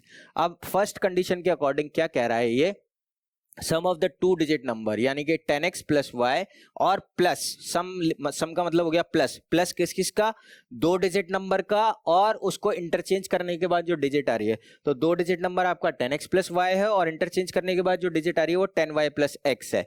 उन दोनों का सम जो है वो 99 के इक्वल है। यहां से इस इक्वेशन को सॉल्व करेंगे तो आएगा 11x + 11y = 99। पूरी इक्वेशन में 11 कॉमन है तो 11 से डिवाइड कर दिया तो आ गया x + y = 9। तो आपके पास पहली इक्वेशन बन गई x + y = 9। उसके बाद दे रखा है कि डिजिट्स का जो डिफरेंस है वो 3 है, यानी कि x - y जो है वो क्या हो जाएगा, 3 के इक्वल हो जाएगा। लेकिन अब आप डायरेक्ट x - y नहीं रख सकते, क्योंकि आपको कैसे पता कि x की वैल्यू बड़ी है या x की वैल्यू छोटी है। तो हम अलग अलग केस लेके चलेंगे। तो केस 1 में हमने x > y लिया, यानी कि x - y की वैल्यू 3 हो जाएगी।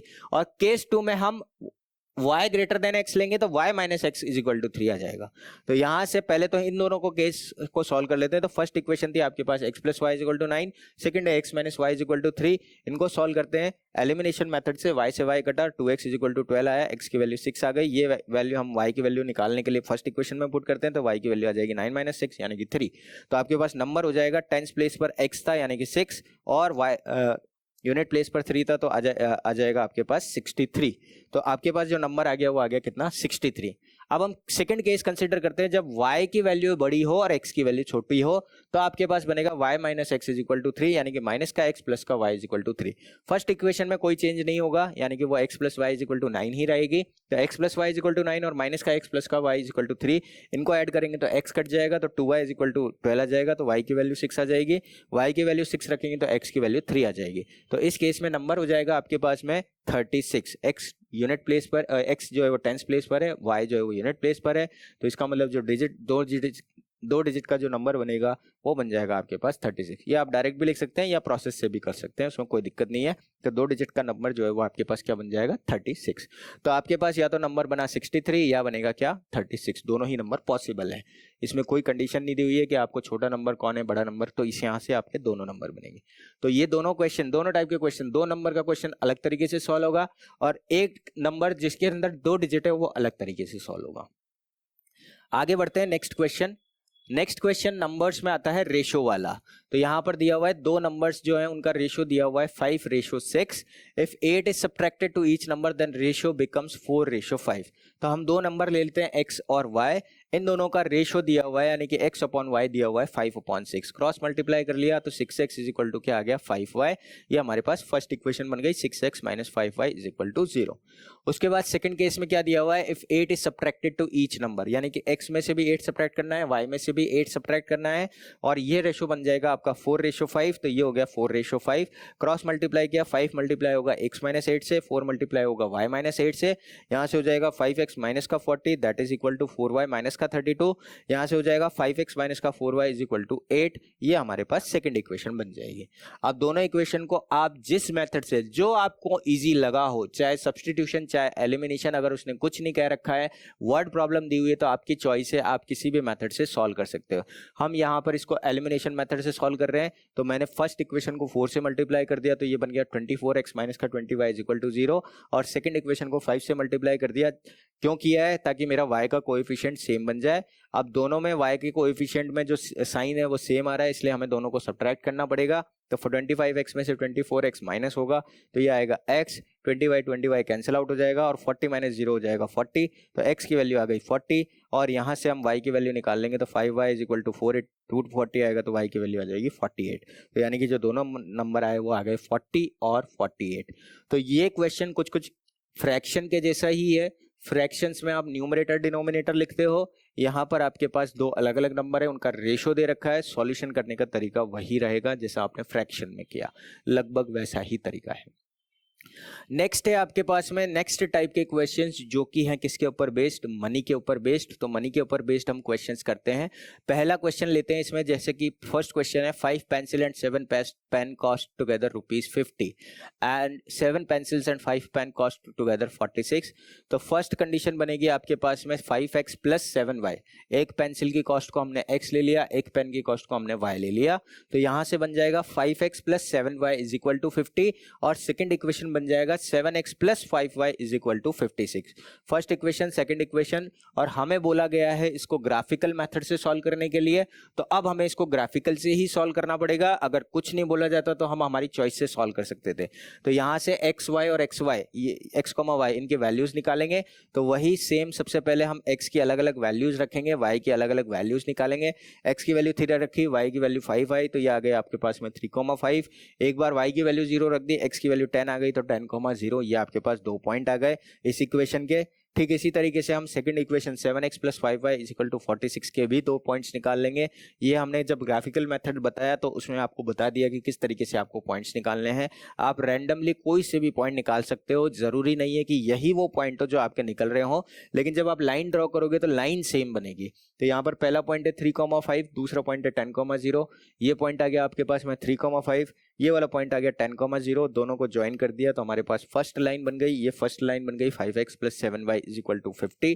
सेकेंड लाइन में जो पॉइंट्स हैं वो है 3,5 और 8,-2। तो पहला पॉइंट 3,5 सेम ही है, उसी लाइन पर है। दूसरा है 8,-2, ये नीचे चला जाएगा और इन दोनों को ज्वाइन करोगे तो ये दूसरी लाइन की इक्वेशन बन गई 7x plus 5y is equal to 46। इन दोनों का जो इंटरसेक्शन पॉइंट होगा वो सोल्यूशन होगा, यानी कि 3,5 जो है वो सोल्यूशन आ जाएगा। 3,5 जो है वैल्यू आ जाएगी वो किसकी, x और y की। x की वैल्यू 3, यानी कि जो पेंसिल की कॉस्ट है, पेंसिल की कॉस्ट को हमने x माना था तो कॉस्ट ऑफ पेंसिल हो गया ₹3, और पेन की कॉस्ट को हमने y माना था तो पेन की कॉस्ट हो गई ₹5। इस तरीके से आपके ये आंसर्स निकलेंगे। नेक्स्ट क्वेश्चन है आपका इसी में कॉस्ट में, जो मनी में जो नेक्स्ट प्रॉब्लम है वो है the taxi charges in a city consist of a fix charge and variable charge. जो फिक्स चार्ज होते हैं और जो वेरिएबल चार्ज होते हैं उन पर बेस्ड क्वेश्चन। तो यहाँ पर हमें क्या क्या फाइंड करना है, एक तो इस क्वेश्चन में हमें फाइंड करना है फिक्स चार्ज जो कि कितना होगा, और वेरिएबल चार्ज यानी कि पर किलोमीटर चार्ज। तो फिक्स चार्ज को हमने x ले लिया और पर किलोमीटर चार्ज को हमने क्या ले लिया, y ले लिया। अब देखो फिक्स चार्ज का मतलब ये हो गया कि आपका मान लीजिए फिक्स चार्ज लेट्स से 10 है और पर किलोमीटर चार्ज 5 है। तो अगर आप 1 किलोमीटर के लिए जाते हो तो आपको क्या देना है, 10 रुपीज़ प्लस 1 किलोमीटर का चार्ज यानी कि 5 रुपीज़, जो कि हो गया टोटल मिला के 15। अगर आप 2 किलोमीटर के लिए जाते हो तो 10 रुपीज़ तो देने ही है, लेकिन अब 2 किलोमीटर्स का 2 × 5 यानी कि 10 रुपीज़ ऐड हो जाएगा, तो आपको 20 रुपीज़ देने हैं। अगर आप 10 किलोमीटर के लिए जाते हो तो 10 रुपीज़ तो आपको देना ही है, प्लस 10 × 10 यानी 10 × 5 यानी कि आपको क्या देना है, 50 प्लस 10 यानी कि 60 रुपीज़ देना है। तो इस तरीके से आपका फिक्स चार्ज और वेरिएबल चार्ज का पर किलोमीटर चार्ज का कॉन्सेप्ट है।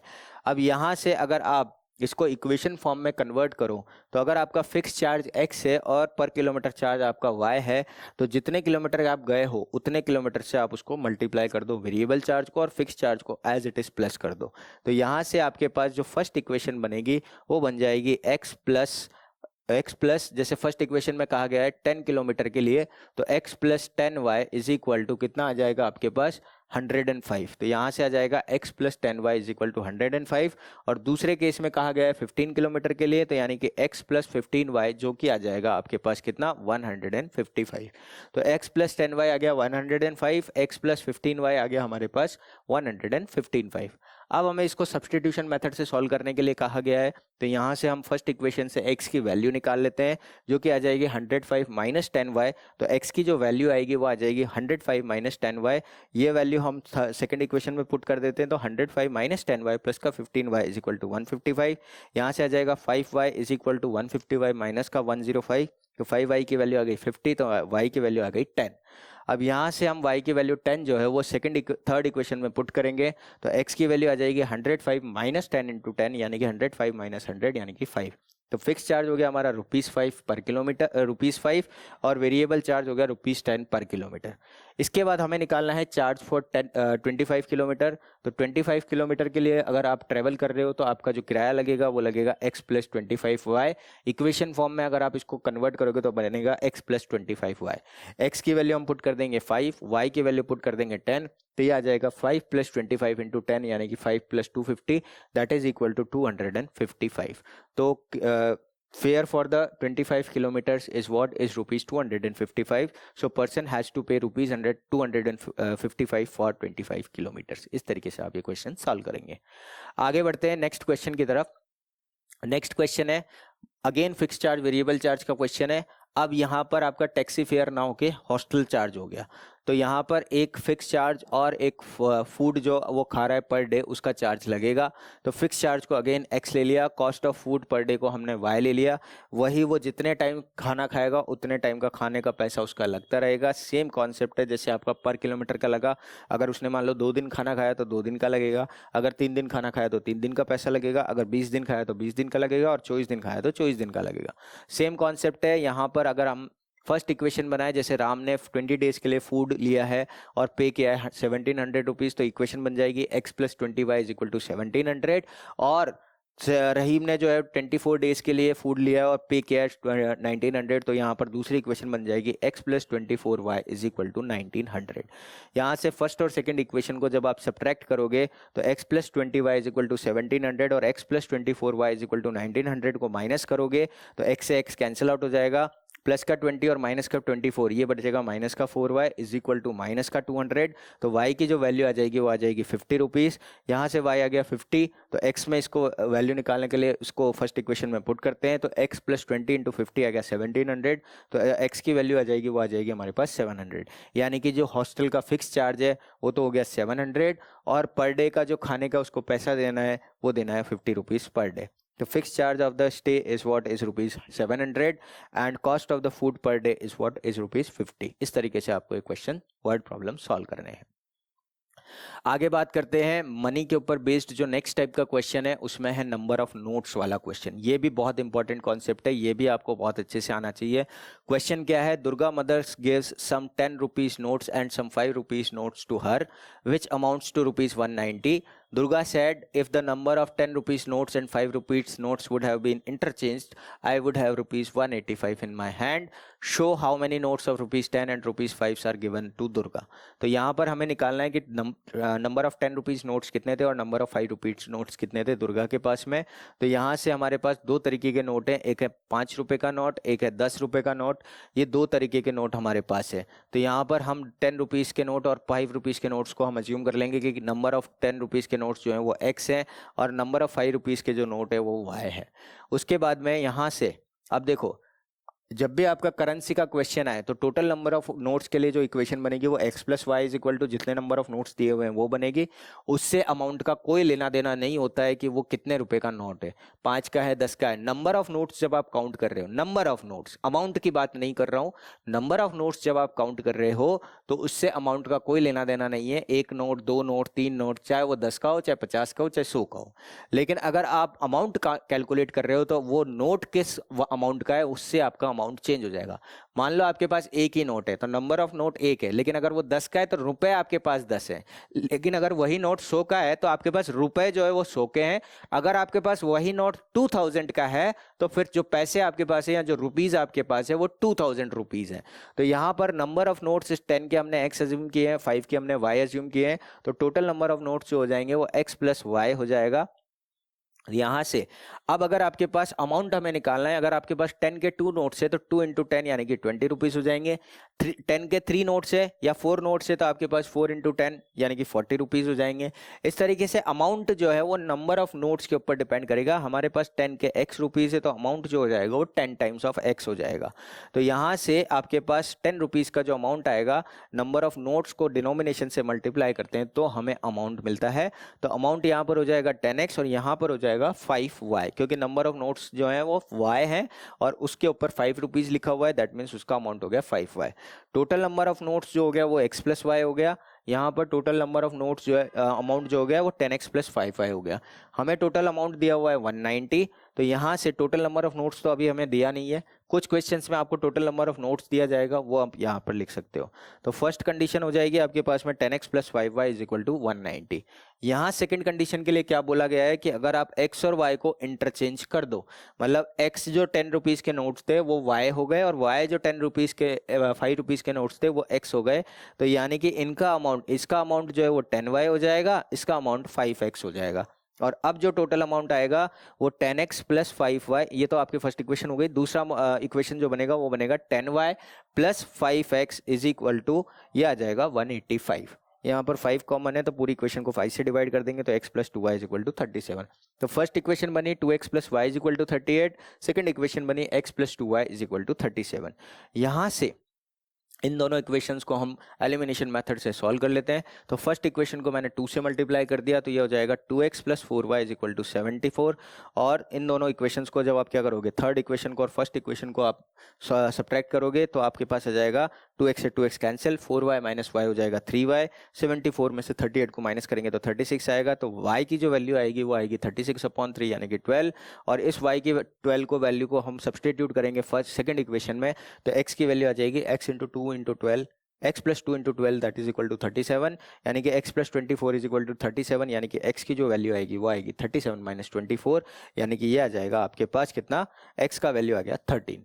तो इस तरीके से आपके पास x का वैल्यू आ जाएगा, यानी कि दुर्गा के पास 13 नोट्स तो 10 रुपीज़ के थे और 12 नोट्स जो हैं वो 5 रुपीज़ के थे। आगे बढ़ते हैं नेक्स्ट क्वेश्चन की तरफ।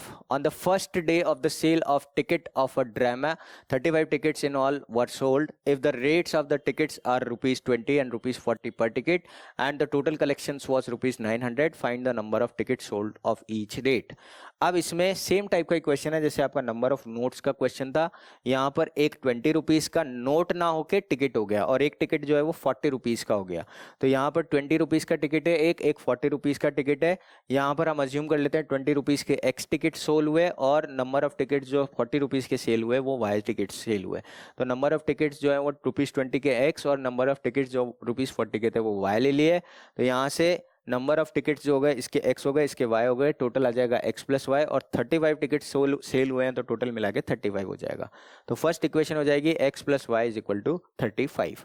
अब 20 रुपीज़ से जो अमाउंट कलेक्ट होगा वो 20 × x होगा, क्योंकि एक का कलेक्शन अगर एक टिकट से 20 रुपीज़ मिल रहे हैं तो x टिकट से आपको कितना मिलेगा 20 × x। सेम वही तरीका है, जैसे अगर एक नोट पर 20 रुपीज़ लिखा हुआ है तो दो नोट का अमाउंट 40 हो गया, 3 का 60 हो गया। तो सेम तरीके से अगर एक का कलेक्शन 20 रुपीज़ है तो x का कलेक्शन कितना हो जाएगा 20x। इसी तरीके से यहाँ पर एक के ऊपर 40 लिखा हुआ है तो दो का कलेक्शन 40 × 2 यानी कि 80। इसी तरीके से y का कलेक्शन हो जाएगा 40y। तो इक्वेशन क्या बन जाएगी 20x + 40y = 900। यहाँ पर 20 कॉमन है तो पूरी इक्वेशन को 20 से डिवाइड कर दिया तो x + 2y = 45। ये आपके पास सेकंड इक्वेशन आ गई। अब फर्स्ट इक्वेशन हो गई x + y = 35, सेकंड इक्वेशन हो गई x + 2y = 25। x का कोएफिशिएंट सेम है, दोनों का साइन प्लस का है तो दोनों को सब्ट्रैक्ट कर देंगे। तो यहाँ से माइनस करेंगे तो x से x कैंसिल आउट हो जाएगा, y - 2y हो जाएगा माइनस का y, 35 - 25 हो जाएगा माइनस का 10, माइनस से माइनस कैंसिल तो y की वैल्यू 10 आ गई, यानी कि 40 रुपीज़ के 10 टिकट सेल हुए। x की वैल्यू आ जाएगी x + 10 = 35 है, यानी कि x की वैल्यू 25 आ जाएगी, यानी कि 20 रुपीज़ के आपके कितने टिकट सेल हुए 25 टिकट सेल हुए। तो ये दो कॉन्सेप्ट है, चाहे वो टिकट का हो चाहे number of amount of denominations का हो, उसके क्वेश्चन आपको इस तरीके से सॉल्व करने हैं। आगे बढ़ते हैं। नेक्स्ट जो कॉन्सेप्ट है आपका वो इंपॉर्टेंट कॉन्सेप्ट है, वो है आपका एज का। तो एज के क्वेश्चंस डिस्कस करते हैं कि एज के क्वेश्चंस किस तरीके से आपको सॉल्व करने हैं। 5 years hence the age of Jacob will be thrice times that of his son. 5 years ago Jacob's age was 7 times of his son. What are their present age? तो हमें यहाँ पर दोनों जो पर्सन्स है, एक तो है जेकब, दूसरा है उसका सन, उनके हमको प्रेजेंट एज निकालनी है। तो यहाँ से हम प्रेजेंट एज ऑफ जेकब को ले लेते हैं x और present age of his son को ले लेते हैं y। अब according to the first condition क्या कह रहा है वो, यहाँ पर प्रेजेंट एज हो गई हमारे पास x और y, 5 साल बाद यानी कि x जो है वो x प्लस 5 हो जाएगा, जेकब जो है वो 5 साल बाद x प्लस 5 ईयर्स का हो जाएगा और उसका सन y प्लस 5 ईयर्स का हो जाएगा, और 5 साल पहले x माइनस 5 और y माइनस 5 हो जाएंगे। तो ये आपको पहले टेबल बना लेनी है, जेकब की एज 5 साल बाद, जेकब की एज 5 साल पहले, उसके सन की एज 5 साल बाद और उसके सन की एज 5 साल पहले। अब according to the given condition क्या कह रहा है, 5 year hence the age of Jacob, 5 years and hence age of Jacob जो है वो x प्लस 5 है, तो x प्लस 5। उसके बाद बोला है the age of Jacob will be, देखो विल बी आ गया, that means is equal to, उसके बाद बोला है 3 टाइम्स यानी कि 3 से मल्टीप्लाई करना है, किससे, सन की एज से, सन की एज जो है वो y प्लस 5 है, तो y प्लस 5 को इससे 3 से मल्टीप्लाई करना है। इसको इक्वेशन में कन्वर्ट कर लेते हैं, तो x plus 5 is equal to 3y plus 15 आ जाएगा, एक साइड लेंगे तो x इज इक्वल टू ये आ जाएगा 3y प्लस का 10, ये फर्स्ट इक्वेशन बन गई। उसके बाद सेकेंड इक्वेशन के लिए कह रहा है 5 ईयर्स अगो, 5 साल पहले, जेकब्स एज, 5 साल पहले जेकब की जो एज है वो x माइनस 5 है। अब यहाँ पर आ रहा है वॉस का मतलब हो गया इज इक्वल टू 7 टाइम्स का मतलब 7 से मल्टीप्लाई करना है, और किसको मल्टीप्लाई करना है, उसके सन की एज को यानी कि y माइनस 5 को। यहाँ से आ जाएगा x minus 5 is equal to 7y minus का 35, ये हो जाएगा माइनस का 5 उधर जाके चला जाएगा, तो x minus 7y is equal to minus का 30, ये सेकेंड इक्वेशन आ गया। अब फर्स्ट और सेकेंड दोनों इक्वेशन को हम सॉल्व कर लेते हैं, तो यहाँ से हम सब्सटीट्यूशन मेथड से सॉल्व करेंगे, तो x की वैल्यू यहाँ पर रखेंगे तो ये आ जाएगा y is equal to 10, solve करेंगे आप तो यहाँ आ जाएगा 3y plus 10 minus 7y that is equal to minus का 30, ये हो जाएगा माइनस का 4y is equal to minus का 30 और माइनस का 10 होके माइनस का 40 हो जाएगा, तो y की वैल्यू आ जाएगी माइनस से माइनस कैंसिल, तो 40/4 दैट मीन्स y की जो वैल्यू आएगी वो आ जाएगी आपके पास 10। तो ये y की वैल्यू 10 हम सब्सटीट्यूट कर देंगे फर्स्ट इक्वेशन में, तो x की वैल्यू आ जाएगी हमारे पास 40, सो एज ऑफ जेकब जो हो गया वो 40 हो गया और उसके सन की जो एज हो गई वो 10 ईयर्स हो गई। इस तरीके से हमें यहाँ पर क्वेश्चन को सॉल्व करना है। आगे देखते हैं next question, when the son will be as old as his father today, the sum of their age when their the sum of their ages then will be 126. When the father was as old as his son is today, the sum of their ages was 38. Find the present age. तो हमने present age of father को क्या मानना है, x मानना है, और सन की एज को y मान लेना है। अब यहाँ से फ्यूचर में when the sons will be as old as his father, यानी कि अगर हम y में x ऐड कर दें, y जो है वो x ईयर का बन जाएगा, तो यहाँ से आपके पास हो जाएगा सन की जो एज है वो आ गई आपके पास x ईयर, ये एज हो जाएगी सन की, और यहाँ से देखो फादर जो है अगर उसकी प्रेजेंट एज और फ्यूचर की एज, जैसे लेट्स से हमारा फादर जो है वो 50 ईयर्स का है और सन जो है वो 30 ईयर्स के हैं, तो सन जो है अगर 30 ईयर के हैं, फादर जो है 50 ईयर्स के हैं, तो यहाँ से ये बन जाएगा सन जो है 50 ईयर्स, तो 50 ईयर्स कितने साल बाद बनेगा, 20 ईयर्स के बाद। 20 ईयर्स कैसे आएगा, 50 माइनस 20 करेंगे तो आपके पास ये क्या बनेगा, ये जो है 20 ईयर्स बाद बन जाएगा 50 प्लस 20, एज जो डिफरेंस है वो हमें ऐड करना पड़ेगा, तो x में हमें क्या ऐड करना पड़ेगा, एज का डिफरेंस यानी कि x माइनस वाई हमें यहाँ पर ऐड करना पड़ेगा, तो यहाँ आ जाएगा x plus x minus y, future में हो जाएगा x plus x minus y. अब यहाँ से फर्स्ट कंडीशन के अकॉर्डिंग क्या हो जाएगा, x और x 2x हो जाएगा और 2x माइनस वाई, ये आपका फर्स्ट कंडीशन के अकॉर्डिंग हो जाएगा। तो फर्स्ट कंडीशन के अकॉर्डिंग दोनों का सम कितना दे रखा है, यानी कि फादर का एज का जो है वो x plus x minus y और सन का एज जो है वो x है, इन दोनों का जो सम है वो 126 दिया हुआ है, तो यहाँ से हो जाएगा 2x प्लस x हो जाएगा 3x और माइनस का y आ जाएगा आपके पास 126, तो 3x माइनस y आ गया आपके पास फर्स्ट इक्वेशन में 126। दूसरा कहा गया है पास्ट में मतलब जब फादर जो है वो सन की एज के रहे होंगे, तो फादर की एज है जैसे लेट्स से y ईयर्स, जो अभी सन की प्रेजेंट एज है, तो यहाँ से y में से हमें क्या करना है, डिफरेंस ऑफ एज, जो डिफरेंस ऑफ एज है वो आपको माइनस करना है। डिफरेंस ऑफ एज क्या रहेगा, यहाँ पर भी x माइनस वाई रहेगा, तो y में से x माइनस वाई जब आप माइनस करोगे तो इस टाइम पर दोनों की एज का जो सम है वो कितना आ रहा है, 38 आ रहा है, यानी कि y plus Y minus x minus y ये मिला के 38 आ रहा है। यहाँ y प्लस वाई ये माइनस का x हो जाएगा और माइनस माइनस प्लस होकर प्लस का y हो जाएगा, y और y 3y हो जाएंगे, तो ये हो जाएगा 3y और माइनस का x मैंने पहले लिख लिया, तो माइनस का x प्लस का 3y इज इक्वल टू 38, ये हमारे पास सेकंड इक्वेशन आ गई। तो फर्स्ट इक्वेशन हो गई 3x minus Y is equal to 126, second equation हो गई माइनस का x प्लस का 3y इज इक्वल टू 38। अब यहाँ पर हम क्या करेंगे, फर्स्ट इक्वेशन को 3 से मल्टीप्लाई कर देंगे, तो ये हो जाएगा माइनस का 3x प्लस का 9y इज इक्वल टू 114। तो सॉरी, सेकंड इक्वेशन को हम 3 से मल्टीप्लाई कर देंगे तो ये आ जाएगा माइनस का 3x प्लस का 9y और ये हो जाएगा 114। दोनों इक्वेशन को ऐड करोगे आप फर्स्ट और 3 को, तो फर्स्ट लिख लिया हमने 3x माइनस का y is equal to 126, third लिख लिया हमने माइनस का 3x प्लस का 9y is equal to 114। Elimination method से सॉल्व कर रहे हैं, दोनों को ऐड करेंगे तो 3x से 3x कैंसिल आउट हो जाएगा, माइनस का y प्लस का 9y बचेगा 8y और 126 और 114 मिलके बनेगा 214। तो y की जो वैल्यू आएगी वो आएगी 240 अपॉन 8, दैट मीन्स 30। तो y आ गया हमारे पास कितना, 30। अब y की वैल्यू 30 हम सब्सटीट्यूट करेंगे फर्स्ट इक्वेशन में, तो यहाँ से आ जाएगा 3x माइनस का 30 इज इक्वल टू 126, यानी कि 3x की वैल्यू जो आ जाएगी वो आ जाएगी 126 प्लस का 30, ये माइनस का है इधर जाके प्लस हो जाएगा, तो यहाँ से x की वैल्यू 3x की वैल्यू आएगी 156, तो x की जो वैल्यू आ जाएगी वो आ जाएगी 156 अपॉन 3 यानी कि 52 ईयर्स। तो x का जो वैल्यू आ गया वो आ गया 52 years. So the present age of the father and the son is what, 52 and 30 years respectively. इस तरीके से आपको ये क्वेश्चन सॉल्व करना है। आगे बढ़ते हैं, नेक्स्ट जो टाइप के क्वेश्चन है वो आपके ज्योमेट्री के ऊपर बेस्ड है। ज्योमेट्री के ऊपर बेस्ड जो क्वेश्चन है इसमें क्या है, the area of the rectangle gate reduced by 9 square units if its length is reduced by 5 units and breadth is increased by 3 units. तो देखो हमें क्या निकालना है, हमें निकालना है पहले तो find the dimensions of the rectangle, यानी कि हमें लेंथ और ब्रेड्थ निकालनी है रेक्टेंगल की। तो लेंथ को आप x यूनिट्स अज्यूम कर लो, ब्रेड्थ को आप y यूनिट अज्यूम कर लो, तो इसका एरिया जो है वो xy स्क्वायर यूनिट हो जाएगा। अब कंडीशन क्या दी हुई है, कंडीशन दी हुई है हमें एरिया जो है वो 9 से रिड्यूस्ड हो गया, यानी कि xy माइनस 9 हो गया नया एरिया। कब हो गया ये नया एरिया, जब लेंथ को हमने 5 यूनिट से रिड्यूस किया, यानी कि नई लेंथ जो आ जाएगी वो x माइनस 5 आ जाएगी, और ब्रेड्थ को हमने 3 यूनिट से इंक्रीज किया, यानी कि जो न्यू ब्रेड्थ हो जाएगी वो y प्लस 3 हो जाएगी। रिड्यूस करने का मतलब माइनस है, इंक्रीज करने का मतलब प्लस है। तो यहाँ से अगेन एरिया का formula length into breadth, new length into new breadth करेंगे तो न्यू एरिया आएगा, यानी कि x माइनस 5 और y प्लस 3 को मल्टीप्लाई करोगे तो xy माइनस 9 आएगा। यहाँ पर जब आप मल्टीप्लाई करोगे तो xy इंटू वाई हो जाएगा xy, x इंटू 3 आएगा 3x, माइनस का 5y और माइनस प्लस माइनस हो जाएंगे तो माइनस का 15 is equal to xy minus 9। xy से xy कैंसिल आउट हो जाएगा, तो ये हो जाएगा 3x minus 5y minus 15 is equal to minus का 9।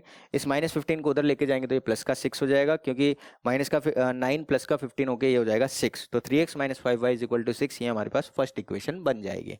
उसके बाद में सेकंड इक्वेशन क्या है, नया एरिया जो है वो 67 यूनिट से इंक्रीज हो गया है। कब इंक्रीज हुआ है, जब हमने 3 यूनिट्स का लेंथ इंक्रीज किया और 2 यूनिट्स का ब्रेड्थ इंक्रीज किया। तो नया एरिया यानी कि length into breadth, new length into new breadth, यानी कि x plus 3 into y plus 2, ये हो जाएगा new area, that is xy plus 27। Again ये हो जाएगा xy plus 2x plus 3y plus का 6 is equal to xy plus 67। Again xy से xy कैंसिल, यहाँ से हो जाएगा 2x plus 3y is equal to 67 minus का 6, ये हो जाएगा आपके पास 61। तो सेकंड इक्वेशन बन गई हमारे पास 2x plus 3y is equal to 61। First equation बनी 3x minus 5y is equal to 6, second equation बनी 2x plus 3y is equal to 61। इसको आप जिस भी मेथड से आप सॉल्व करना चाहें उस मेथड से सॉल्व कर सकते हैं। यहाँ पर जैसे अगर हम इसको सॉल्व करें 3x प्लस माइनस का 5y इज इक्वल टू 6, और सेकंड इक्वेशन बनी है 2x प्लस का 3y इज इक्वल टू 61। मैं क्या करता हूँ, x का कोएफिशिएंट सेम बना लेता हूँ, तो इसको मैं करता हूँ मैं 2 से मल्टीप्लाई, इसको करता हूँ मैं 3 से मल्टीप्लाई। तो इस पूरी इक्वेशन को जब आप 2 से मल्टीप्लाई करोगे, पूरी इक्वेशन को मल्टीप्लाई करना है, तो यहाँ से हो जाएगा ये 2 3 = 6x माइनस का 10y इज इक्वल टू 12, इधर आ जाएगा 3 2 = 6x प्लस का 9y इज इक्वल टू 3, और ये हो जाएगा 18। उसके बाद में माइनस करेंगे तो ये तीनों माइनस हो जाएंगे, माइनस 10 माइनस 9 हो जाएगा माइनस का 19y, ये हो जाएगा 183 में से 12 माइनस करेंगे तो आएगा माइनस का 171, और y की जो वैल्यू आएगी वो आएगी minus 171 upon 9, that is equal to, minus से तो माइनस कैंसिल आउट हो जाएगा, तो यहाँ से हो जाएगा ये 19, यह आ जाएगा यहाँ पर 9। तो y की जो वैल्यू आई हमारे पास वो आ गई 9, तो y आ गया हमारे पास 9।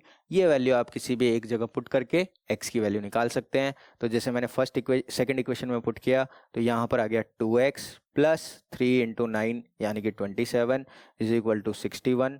तो 2x is equal to 61 minus का 27, इसको माइनस करेंगे तो 11 माइनस 7 बचेगा 4, 5 माइनस 2 बचेगा 3, तो 2x इज इक्वल टू 34, यानी कि x की वैल्यू कितनी आ जाएगी 17।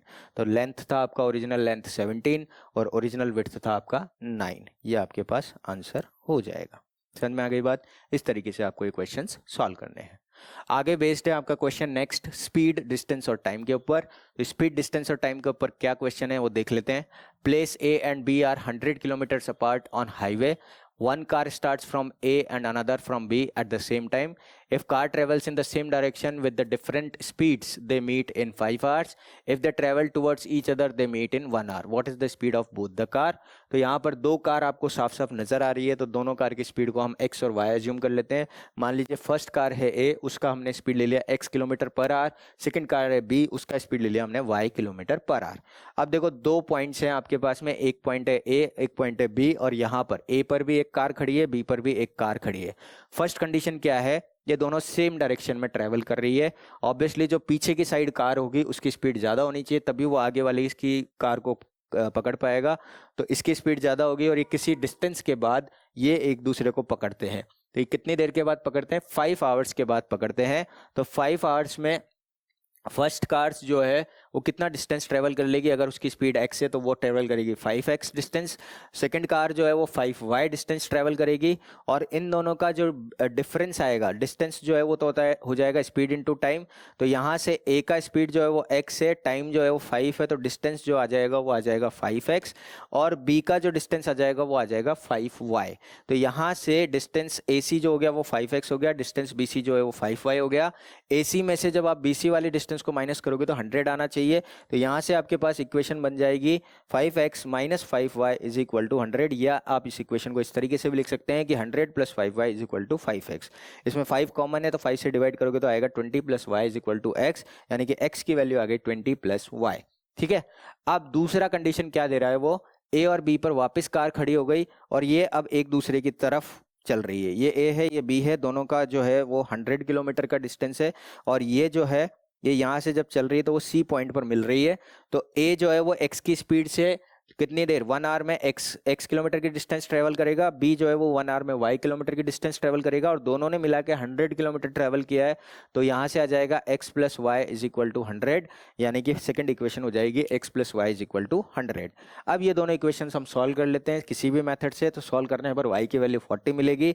इस y की वैल्यू को किसी एक इक्वेशन में पुट करोगे तो x की वैल्यू 60 मिल जाएगी, यानी कि फर्स्ट कार की जो स्पीड है वो 60 किलोमीटर पर आवर है, सेकंड कार की जो स्पीड है वो 40 किलोमीटर पर आवर है। सॉल्यूशन अब आप किसी भी तो मेथड से कर सकते हैं, उसमें कोई दिक्कत नहीं है, इक्वेशन आपको फॉर्मुलेट करने आनी चाहिए। नेक्स्ट जो कॉन्सेप्ट है वो है आपका बोट एंड स्ट्रीम का कॉन्सेप्ट। पहले बोट एंड स्ट्रीम का कॉन्सेप्ट समझ लेते हैं कि बोट एंड स्ट्रीम क्या होता है। तो स्ट्रीम ये होती है जो वाटर ऑफ फ्लो होता है, जो फ्लोइंग वाटर होता है उसको बोला जाता है क्या, स्ट्रीम। तो ये स्ट्रीम जो है ये इस तरीके से ये आपके फ्लो हो रही है और यहाँ से आपके एक बोट ने चलना स्टार्ट किया इस स्ट्रीम के अगेंस्ट डायरेक्शन में। जब ये अगेंस्ट डायरेक्शन में जाएगा तो बोट जो है वो फ्लो के अगेंस्ट में जा रहा है, उसको बोला जाता है क्या, अपस्ट्रीम। अपस्ट्रीम का मतलब हो गया अगेंस्ट द स्ट्रीम। तो यहाँ से स्पीड ऑफ बोट जो है वो कम हो जाएगी, जो भी इसका फ्लो है उससे थोड़ा कम हो जाएगा। यानी कि अगर आपका मान लीजिए बोट का स्पीड जो है वो 10 होता है ओरिजिनली और स्ट्रीम का अगर 2 है, तो अपस्ट्रीम में इसका स्पीड 10 माइनस 2 यानी कि 8 किलोमीटर पर आवर रह जाएगा।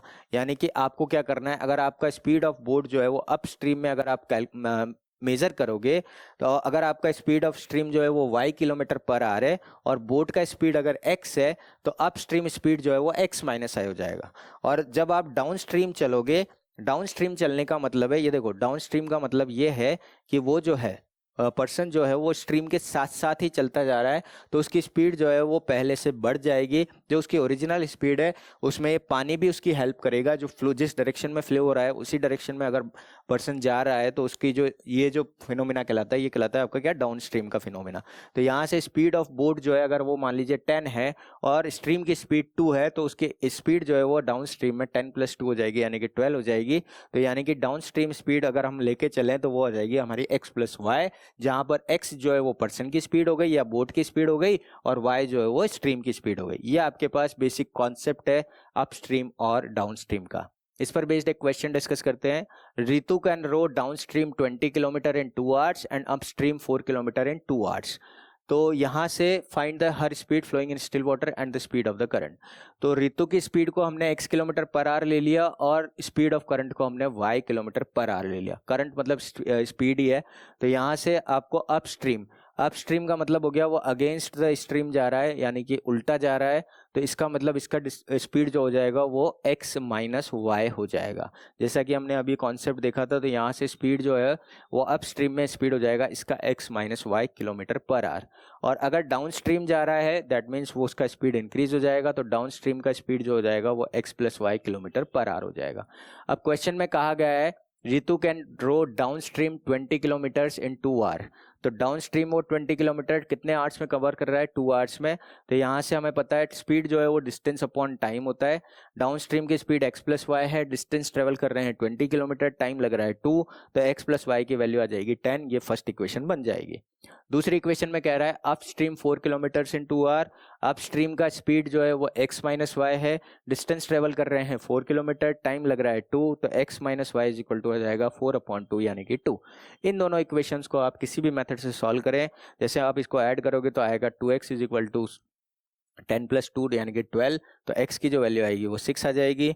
ये x की वैल्यू किसी भी एक इक्वेशन में सब्सटीट्यूट करेंगे तो y की वैल्यू 4 आ जाएगी, यानी कि ऋतु की जो स्पीड है फ्लो करने की वो आ जाएगी 6 किलोमीटर पर आवर, और जो करंट की स्पीड है वो आ जाएगी 4 किलोमीटर पर आवर। उसके बाद नेक्स्ट और लास्ट टाइप का आपका जो क्वेश्चन बेस्ड है वो आपका वर्क के ऊपर बेस्ड है, तो वर्क के क्वेश्चंस भी डिस्कस कर लेते हैं। A man gets ₹100 per day if he works but he is fined by ₹10 per day if he is absent. In the whole month of April he received ₹119 only, how many days did he work. तो हमें जब number of days जो present होगा उसको मिलेगा कितना rupees, ₹100 per day. तो यहाँ से हमें नंबर ऑफ एब्सेंट डेज और नंबर ऑफ प्रेजेंट डेज पता करने हैं। तो मान लीजिए वो प्रेजेंट डेज जो है वो x है और एब्सेंट जो है वो y डेज रहा, तो पहली इक्वेशन क्या बन रही है, पहली इक्वेशन के अकॉर्डिंग वो क्या कह रहा है कि जितने दिन वो प्रेजेंट रहा, मान लो प्रेजेंट रहा है वो नंबर ऑफ डेज जो है वो लेट्स से 1 डे के लिए प्रेजेंट रहा तो उसको ₹100 मिलेगा। अगर वो 20 डेज के लिए प्रेजेंट रहा तो 20 इंटू 100 यानी कि ₹2000 मिलेगा। अगर वो 22 डेज के लिए प्रेजेंट रहा तो 100 इंटू 22 यानी कि ₹2200 मिलेगा। तो हमने उसको x डेज के लिए प्रेजेंट माना है, यानी कि x इंटू 100 उसको अमाउंट मिलेगा। तो पहला इक्वेशन में 100 इंटू एक्स करेंगे, लेकिन वो जितने दिनों के लिए एब्सेंट रहा है उसका ₹10 काटा जाएगा, यानी कि अगर वो मान लीजिए 1 दिन के लिए एब्सेंट होगा तो -10 होगा, अगर 2 दिन के लिए एब्सेंट रहेगा तो 10 माइनस का 20 होगा, 2 इंटू 10 यानी कि माइनस का 20। अगर वो 5 दिन के लिए एब्सेंट होगा तो 5 इंटू 10 यानी कि माइनस का ₹50 होगा। अगर वो 8 डेज के लिए या 10 डेज के लिए एब्सेंट होता है तो होगा 8 इंटू 10, या अगर वो वाई डेज के लिए हमने इसको अज्यूम किया है कि वो वाई डेज के लिए एब्सेंट है तो वो एब्सेंट होगा, उसका अमाउंट कटेगा 10y। कटने का मतलब है माइनस करना है, तो 100x में से 10y जब आप माइनस करोगे तो उसको मिलेगा कितना, ₹1900। तो अमाउंट जो है उसको मिला है, उसमें से जो कट फाइन जो उसका लगा वो 10y लगा, 100x उसको मिला, 100x में से 10y उसने काट दिया तो उसका जो टोटल अमाउंट आया वो 1900 आया। अब अप्रैल मंथ में कितने डेज होते हैं, 30 डेज होते हैं, तो जितना भी प्रेजेंट और एब्सेंट का जो डे नंबर ऑफ डेज होगा वो टोटल मिला के 30 होगा। दैट मीन्स सेकंड इक्वेशन बन जाएगी आपके पास x plus Y is equal to 30। इन दोनों इक्वेशंस को आप किसी भी मेथड से जैसा भी आप सॉल्व करना चाहें, यहाँ पर जो है x और y का कोएफिशिएंट सेम नहीं है, तो पहले अपन क्या करेंगे 10 से मल्टीप्लाई कर लेंगे, तो यहाँ से हो जाएगा सेकंड इक्वेशन जो हो जाएगी वो 10x plus 10y is equal to 300। यहाँ से हो जाएगा 100x minus 10y is equal to 1900 और 10x plus 10y is equal to 300। ये ऐड करेंगे तो 10x से 10y से 10y कैंसिल आउट हो जाएगा, 100 और 10 हो गया 110x, और 19 और 300 हो गया 2200। तो x की वैल्यू आ जाएगी 2200 अपॉन 110, दैट मीन्स 20। ये x की वैल्यू हम किसी भी एक उसमें रख देंगे तो y की वैल्यू आ जाएगी। तो 20 डेज के लिए वो प्रेजेंट रहा है तो 10 डेज के लिए वो एब्सेंट रहा है, यानी कि नंबर ऑफ डेज जितने उसने वर्क किया वो आया कितना, 20 डेज। आई होप आपको ये जो चैप्टर 3 से रिलेटेड जितने भी कॉन्सेप्ट मैंने आज के इस वीडियो में बताए वो आपको बहुत अच्छे से समझ आए होंगे, और आपको ये जो हमारा 1 शॉट वीडियो का जो कॉन्सेप्ट है ये भी आपको अच्छा लग रहा होगा। Thank you so much for watching the video, have a great day.